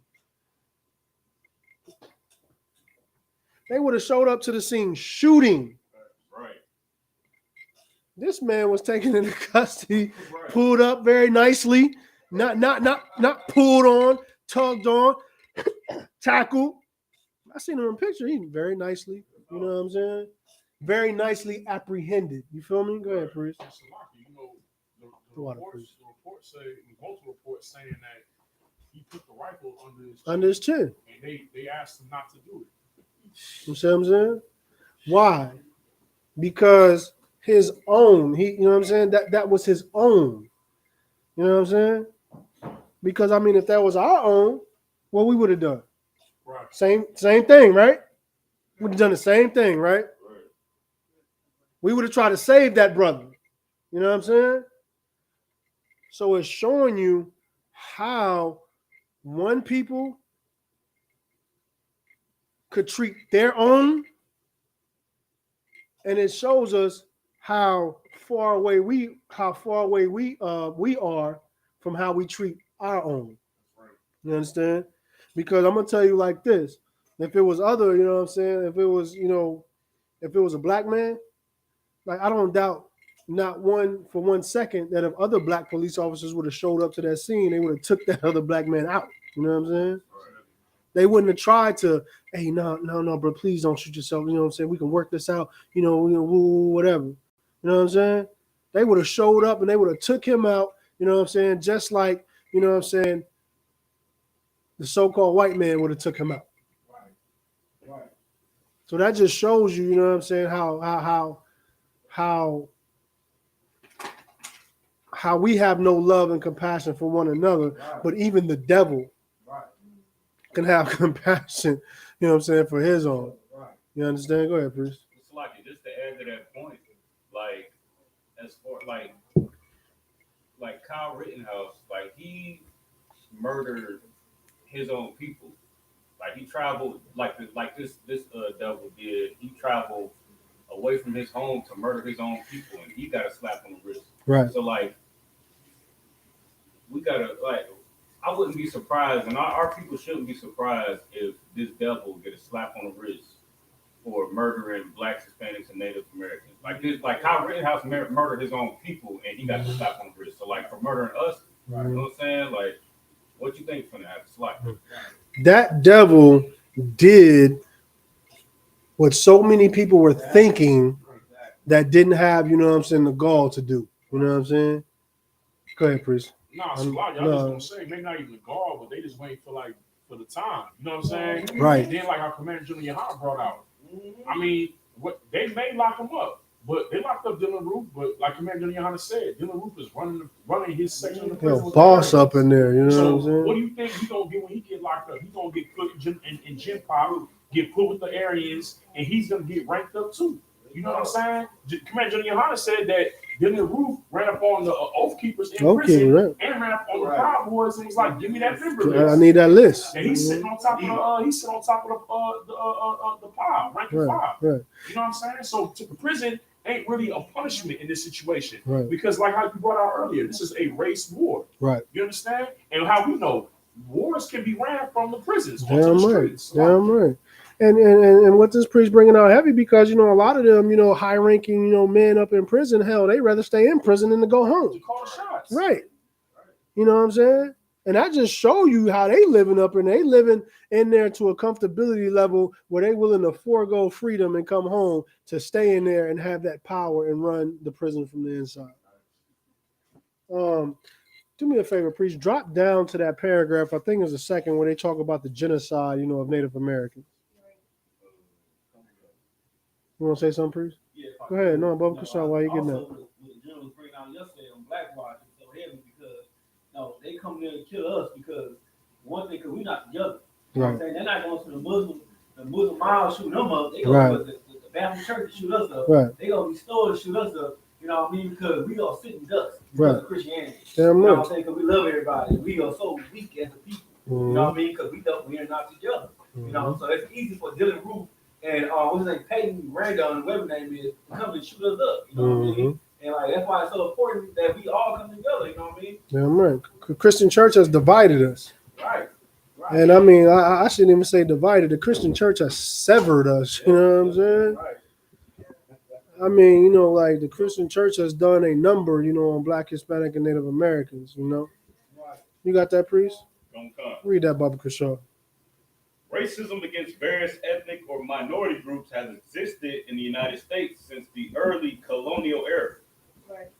Before 1865, most African Americans were enslaved, and even afterwards, they have faced severe restrictions on their political, social, and economic freedom. Right. Native Americans have suffered genocide. Native Americans have suffered what? Genocide. Native Americans have suffered genocide in America. Have suffered genocide in America. And these are the people we just want to throw, all that history away. We want to act like the nation that has committed genocide against the Native Americans, that all of a sudden they just woke up one morning in their heart they don't want to commit genocide anymore. Well, genocide is putting a goddamn abortion clinic in every goddamn major city neighborhood across the country. They are trying to commit genocide.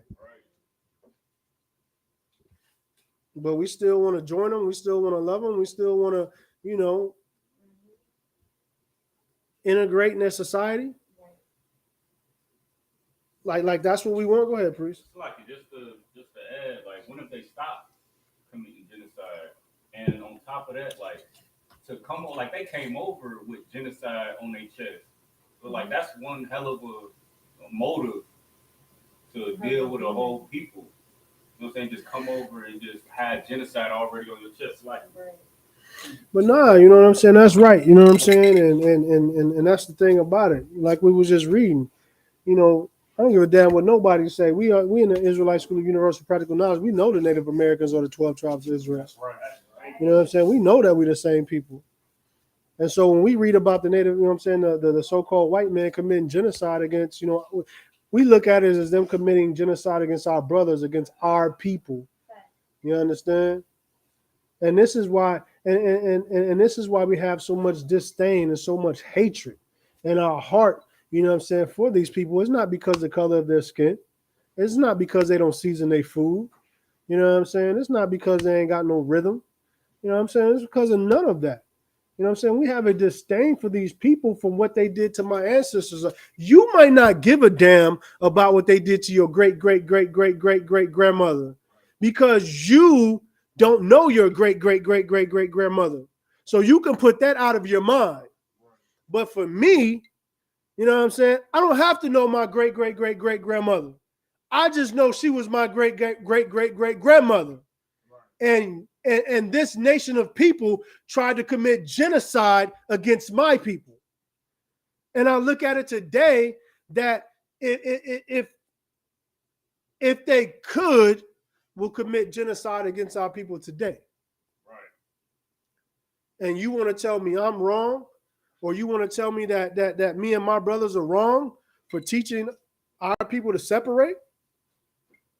You want to try to tell us that we a hate group because we tell each other to love one another?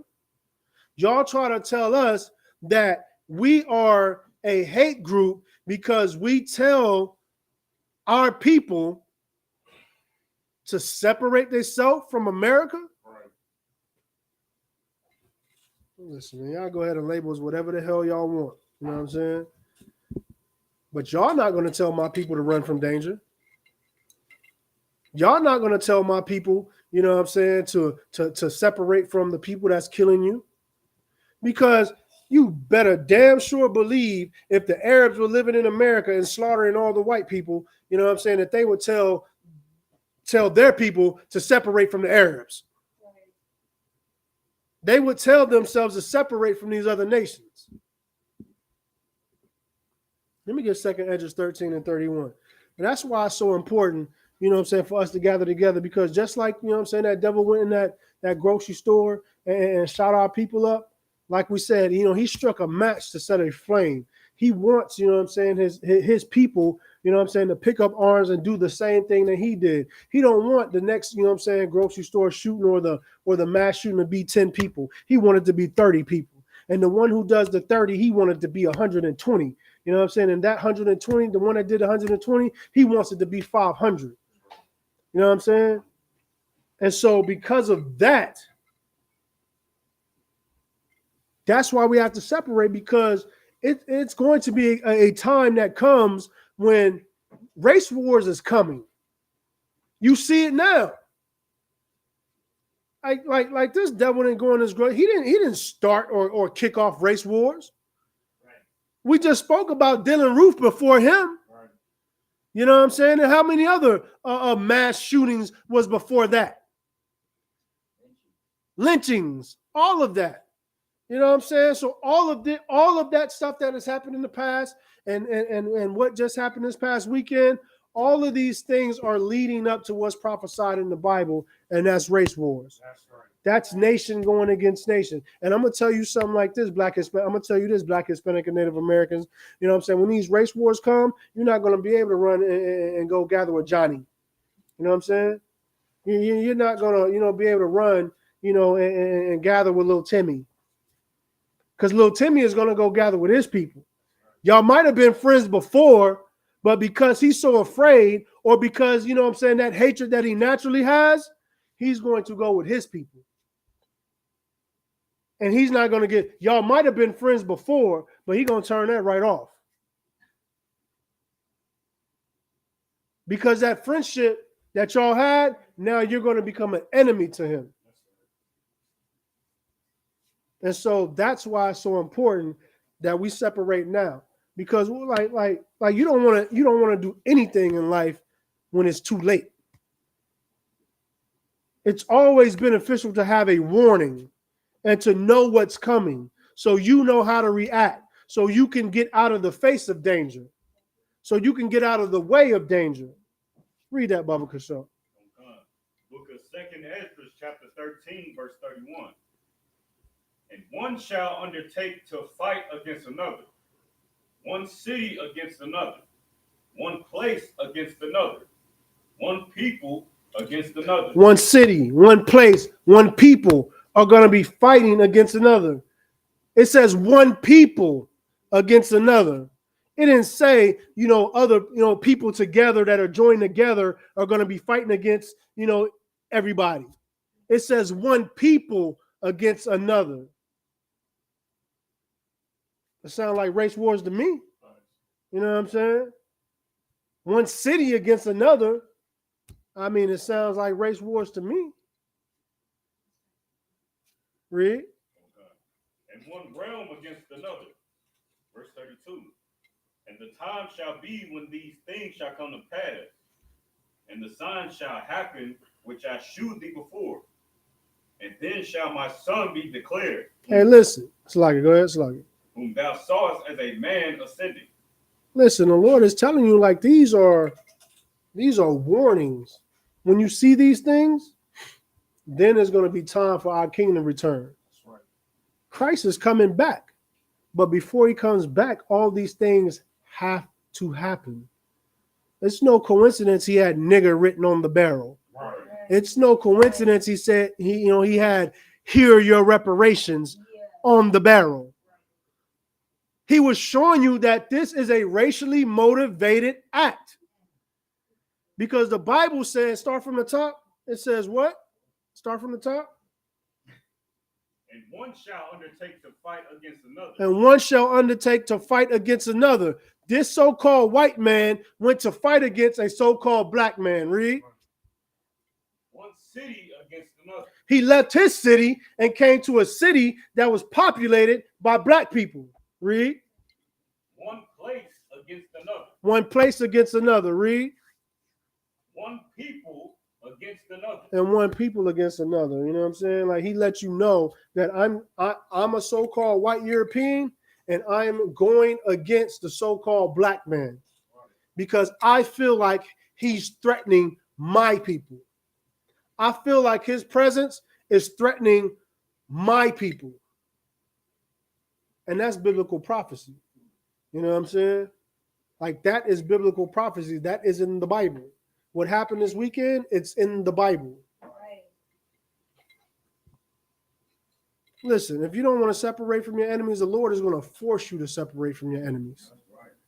He's going to make it where you have no choice to separate from your enemies. Because like I just told you before, when people start gathering with their own nation, like, we're not going to accept you. They don't care how cool you is.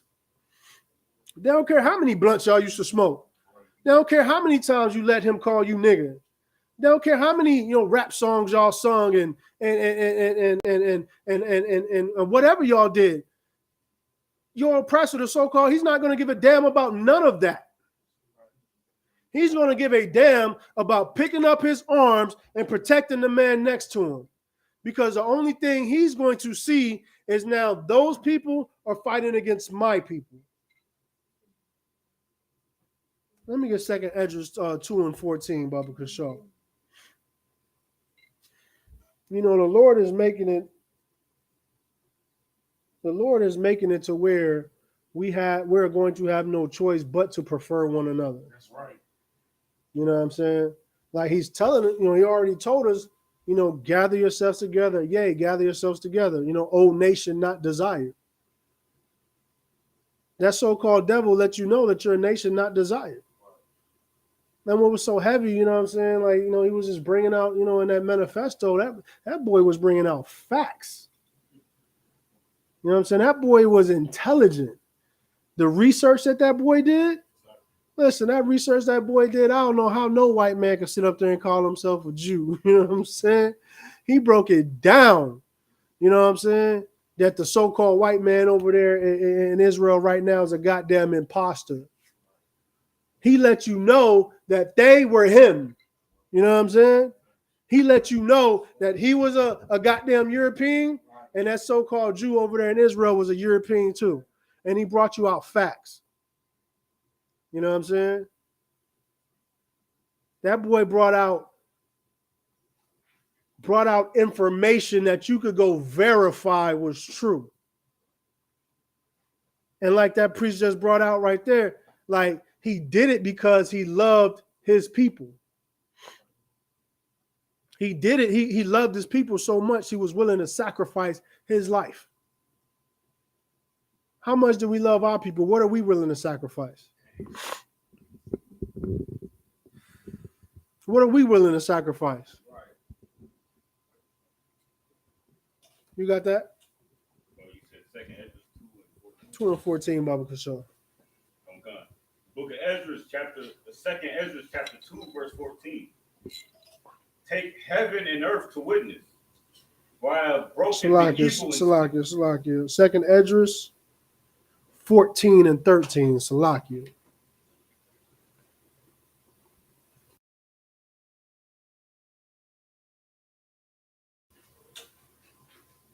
Book of 2 Esdras, chapter 14, verse 13. Now therefore set thine house in order. You see all these things going on, like, this is time to set your house in order. Like, the Lord is giving warnings right now. This is the time to get your house in order. Right. Pardon my language, get your shit together. Right. You understand? Read. And reprove thy people. And reprove thy people. Correct your people. You know what I'm saying? Don't be afraid to correct your people, because correction is the only thing that's going to save them. And if you sit here and let them, just operate without reprove, then you held liable, right? Read. Okay. Comfort such of them as be in trouble. The ones that's in trouble, like we have to comfort them. You know what I'm saying? Our people that's out here, destroyed. Our people that's out here lost. Listen, that's our job to go out there, Salaki, and comfort them and give them this truth, give them this knowledge. You know what I'm saying? Because our people are in need. All these other nations don't need no salvation. They don't need saving. It's our people that's in need. It's our people that's the one that needs saving. Read. Okay. And now renounce corruption. Now renounce corruption. You got to turn away from corruption. You got to turn away from your wicked ways. You know what I'm saying? To hell with this white man and his laws, you know what I'm saying? Goddamn making abortion legal. I mean, listen, the scriptures say we ought to obey God rather than men. The Lord says don't abort your babies. We don't give a damn what the white man say. The white man say, you know what I'm saying? You have as many abortions as you want, kill them all. The Lord says do not abort your babies. So all you so-called Christians, you know what I'm saying? Like, who you going to obey? You going to obey God or you going to obey man? Read. Okay. Verse 14. Let go from the mortal thoughts. Listen, man, you got to let go of these mortal thoughts, you know what I'm saying? These carnal thoughts, man. You know what I'm saying, that y'all having. Like, y'all got to let go of this because, this is bigger, you know what I'm saying, than what you can perceive. You know what I'm saying? Like we are at war right now. We are fighting against an enemy that we don't even see. We don't even look at the so-called white man as our enemy. We don't even view him as our enemy. Why? Because our leaders teach us to love everyone. Our leaders teach us to turn the other cheek. You know what I'm saying? Turn the other cheek, you know what I'm saying? Get a shot down in grocery stores. Turning the other cheek, get a shot down in the streets. Because if we wouldn't have turned the other cheek, you know what I'm saying, we would have been prepared for all of that. You know what I'm saying? Like we would have been on Shamar. We would have been on watch for all of that. Why would we have been, you know what I'm saying? Why would we have been prepared for all of that? Because the scriptures tell us never trust thine enemy. Right. But the problem with Black, Hispanic, and Native Americans, we have a hard time. We have a hard time defining who's our enemy. We look at our brother as our enemy. Nice. Right. We look at our brother as our enemy because our oppressor looks at our brother as the enemy. You know what I'm saying? Read. Okay. Cast away the burdens of man. Put off now the weak nature. Look, we got to put off that weak nature. We got to put off that nature of Christianity. We got to put off this nature of these fake Israelite groups. Like that brother brought out, he said he was talking, he's seen, these fake Israelites talking about, oh, yeah, them brothers up in New York, they're a little rough. You goddamn right, we rough. That's not right. Because the Bible is rough. Right.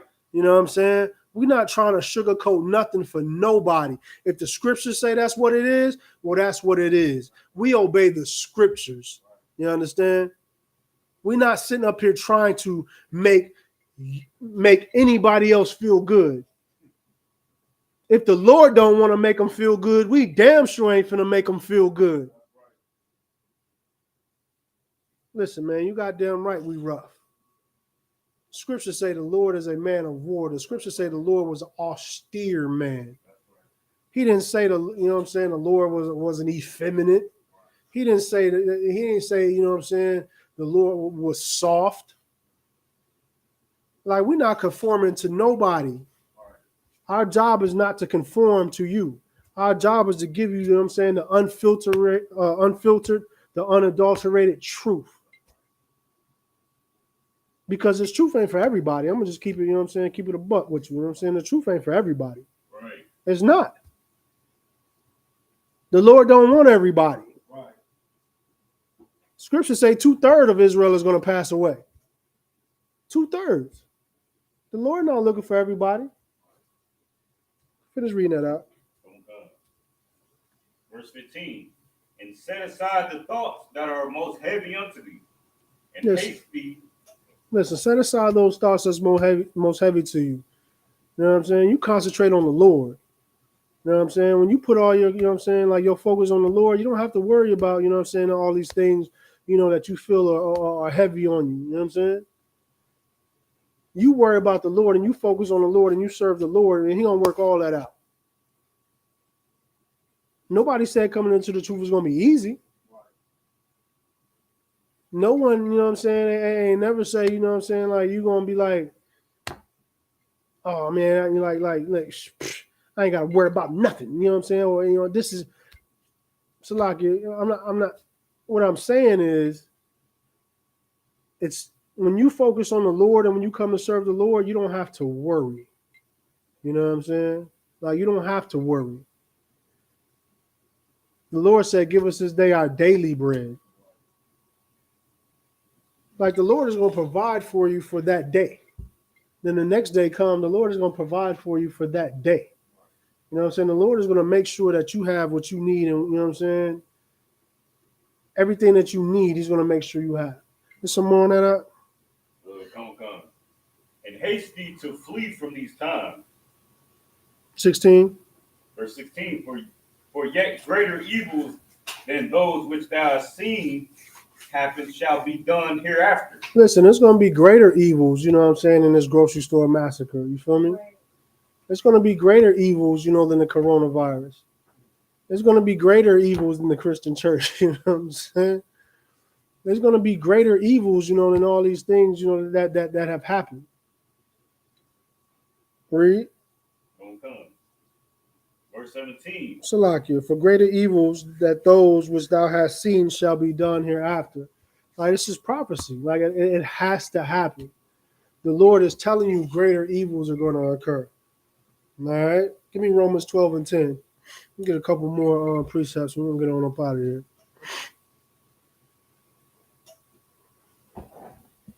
Read that when you got it for me, Baba Kishore. Don't come. Book of Romans, chapter 12, verse 10. Be kindly affectioned one to another. While all of these evils are going on, while all these things are going on in the world, while all these things are happening, our job is to what? Be kindly affectioned one to another. Be kindly affectionate to one another. You know what I'm saying? Like, we have to love one another because these other nations have no love for us. Right. Like, we don't have to sit up here and try to convince ourselves that these other nations have love for us, because their track record shows that they have no love for Black, Hispanic, and Native Americans. We just read, you know what I'm saying, that racism in the United States, you know what I'm saying, like was the cause of Native American genocide. You know what I'm saying? Like, racism has, you know, was the cause, you know what I'm saying, for Blacks, Hispanic, and Native Americans being hung on trees. You know what I'm saying? Being murdered. You know, like being shot down in the street. I mean, the KKK, you know what I'm saying? Like, it's a racist organization, right? KKK, only thing they did was take off the sheets and put on police uniforms. You know what I'm saying? Right. That's so that's what we're dealing with. Instead of white sheets, they wearing blue uniforms. Racism will always exist in America. So I mean, like when are we going to learn? You know what I'm saying? Like, we just have to separate. Like, when are we going to be content? You know what I'm saying? With being away from evil, being protected from evil. Hell, we trade goddamn fancy cars and nice houses and fancy clothes for evil. You know what I'm saying? Like, we would rather have fancy clothes, nice houses, nice cars, and deal with evil than to not have those things, you know what I'm saying, and not have to deal with it. Right. Let me get Amos 3 and 3.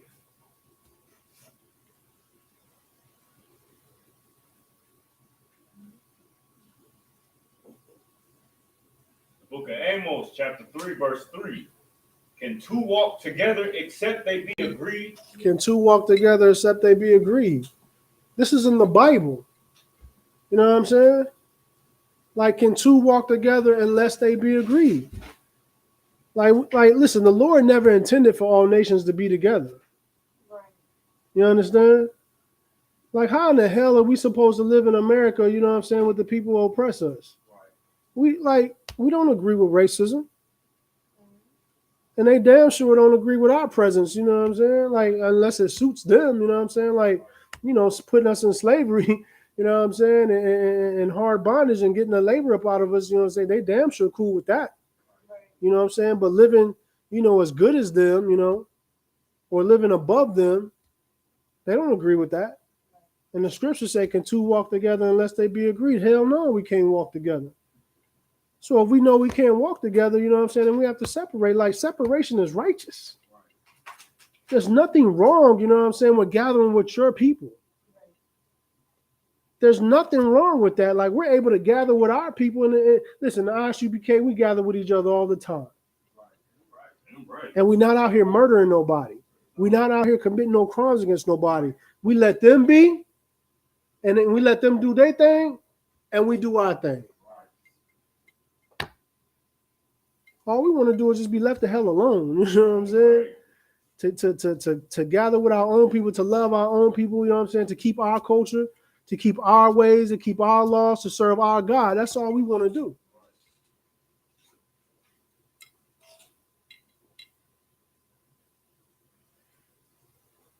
Let me see. Let me get Micah 2:1. You know what? Let me get one more scripture. Let me see. Let me get Romans 13:11, and we're going to close out on this. Romans 13:11. The book of Romans, chapter 13, verse 11. And that, knowing the time, that now it is high time to awake out of sleep. Listen, now is high time to wake up out of our sleep. Now is the time to recognize everything that's going around. If this goddamn grocery shooting, you know what I'm saying, wasn't a wake-up call, you know what I'm saying? Like I didn't even get to, what I wanted to talk about, you know what I'm saying, with Darius Rice. Darius Rice was a black brother. I want to say he was in Georgia. I might be mistaken, but Darius Rice was a brother, you know what I'm saying, who was in a gas station. And that happened to be, you know what I'm saying, a sheriff and his wife, which was a deputy sheriff. They was in the gas station too. Mind you, this sheriff and his wife were out of their jurisdiction. They were transporting an inmate, but they were out of their jurisdiction. Darius Rice accidentally bumped into this. Like, he was a Marine. He said, like, it's customary for me to walk down with my head down, because I'm so used to, looking for IEDs, because, he was he served, you know what I'm saying, in the war. He accidentally bumped into this white lady, and the white lady lied and said he groped her, her buttocks. You know what I'm saying? And so, and she was a sheriff too, right? She was a deputy sheriff. Her husband was a sheriff. Right. And so the sheriff, you know what I'm saying, like, he did what? And she was like, you know what I'm saying, he groped me. That sheriff out of his jurisdiction tried to arrest, you know what I'm saying, arrest that man. You know what I'm saying? And then the police from that district, that jurisdiction, showed up, viewed the videotape, seen that what she said wasn't true. But because he was a sheriff, he told the local police to call the other sheriff department that was in that jurisdiction, who he was buddies with, and they end up arresting the black man, even though they seen the videotape and seen that wasn't what happened. And they arrested him. Listen, this is not our kingdom, you know what I'm saying? Listen, this world that we live in, like, this is not our world, you know what I'm saying? What scripture was that I wanted? You know what I'm saying? Keep reading that, Baba Kashaw. Okay. For now is our salvation nearer than we believe. For now is our salvation is nearer than we believe. We got to wake up, because our salvation is here. Now's the time to change. We don't have time to be sitting up here, you know what I'm saying, and just passing off time doing what we want to do. Like, now is the time. Because, like we read in the scripture, what happened in that grocery store, greater evils are going to happen. That's right. You know what I'm saying? And if you don't change your life right now, you might be a victim of that greater evil. You understand? The Lord might not spare you next time. You understand? Read. From God. Verse 12. The night is far spent, Shalakia, drop that. Let me get one more verse. Let me get Micah 2 and 10. Then we're gonna end out on this one right here.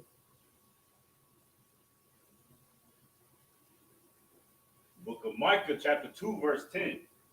Arise ye and depart, for this is not your rest. Listen, arise ye and depart. Like, we got to get the hell up out of America. When I say America, I'm not talking about getting on no damn planes, going to Africa, Right. going to Nigeria, Right. you know what I'm saying, going to goddamn Ghana, you know what I'm saying, with goddamn another nation. What would you say, Priest? I see going to God like Kendrick Lamar. Right, you know what I'm saying, going to Ganja like Kendrick. Like, listen, you know what I'm saying, he leave one oppressor to go to a goddamn another. Right. You know what I'm saying? Because he's been lied to and told like those are our people. Right. You feel me? Like, listen, arise ye and depart. Take your mind up out of this place. Right. Quit celebrating their holidays. Quit agreeing with their, you know what I'm saying, their laws that are against the Most High. Right. You know what I'm saying? Like, you got to arise and depart from this place. Read. Don't come. For this. For this is not your rest. For this is not your rest. This is not your home. This is not your kingdom. This is the white man's kingdom. That's right. He do whatever the hell he want to do. You know what I'm saying? Listen, our possessors, they slay us and then hold themselves not guilty. Listen, this devil knew he went into the goddamn grocery store, already had it pre-planned. He wrote a manifesto, told you what he was going to do, went in there and goddamn, what's the word I'm looking for? Executed his plan. Right. And then goes in the courtroom and pleads not guilty. Right. Damn. Come on now. This is biblical. Whose possessors slay them and hold themselves not guilty. You feel me? Read. Don't come. Because it is polluted. America is polluted. This world is polluted. Read. It shall destroy you, even with a sore destruction. Listen, I don't really like if you pro-abortion, if you these sisters out here, you know what I'm saying, talking about aborting your baby, you know what I'm saying, you're destroyed with a sore destruction. If you out here serving, you know what I'm saying, you're oppressor the white man, you are destroyed with a sore destruction. If you in a Christian church, you know what I'm saying, you are destroyed with a sore destruction. If you are in America and you are assimilated in America, your culture, your belief, your thoughts, your religion, you are destroyed with a sore destruction. That's right. Because the scriptures say, arise ye and depart, because this is not your rest. You know what I'm saying? There is a kingdom coming after this kingdom, which if you want it, it will be your kingdom. That's right. You understand? And with that, we're going to go ahead in the class. I don't see no questions in the chat. Anybody else got any questions? Anybody got any comments? Anything? No, you sure you don't want to say nothing, sis? You look like you want to say something. You sure? I'm good. All right, Most High in Christ. Damn right. All right, with that, we're going to pass the class over to Officer, you know what I'm saying, Carl Kazai for the announcements.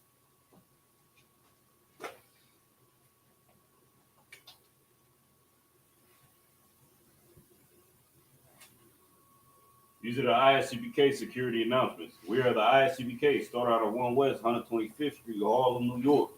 Rule for new brother and sister. When a new brother and sister comes to the school, they are off limits for 6 months. They are to be saluted only. They are here to share themselves of the world. If they need transportation, the teacher will arrange it. After 6 months, if a brother or sister has an interest in a particular person, he or she must give permission from the head to speak to a brother or sister. There's another 6 months in which the brother and sister will court each other. After this 6 month period, the brother or sister will get permission from the head to marry. Tithe, which is a commandment in Numbers chapter 18, verse 21, and in Malachi chapter 3, verse 8 through 10. Ma'ashera means tenth in the Hebrew. 10% of every penny of any increase the Lord gives you. Give to the Treasury Department of teachers. Priest funds, a free will offering for priests, is not mandatory. Whatsoever amount you would like. Upcoming holy convocations. We have the Feast of First Fruits. Starts after the Sabbath, after the Feast of Unleavened Bread. Sundown Saturday, April 23rd, 2022. Count 50 days and celebrate the 50th day, which is Sunday, June 12th, 2022. Start before sundown. We find in Leviticus chapter 23, verse 10 through 22. Remind Akima Akwati to check the bulletin board in the hallway. If anyone wants to be a trooper in the schools, start wearing all black. Boot, shirt, pants, headband, a scarf. And this concludes ISUPK security announcements. All right. And with that, imagine. Do a courteous salute to the brothers. Men of Israel. Imagine Shabbat. Imagine. Barak. Yahweh Hashem Yahweh Shabbat. Yadamatah. Face the sisters. Men of Israel. Imagine Shabbat. Imagine. Barak. Yahweh Hashem Yahweh. Yadamatah. Dismissed.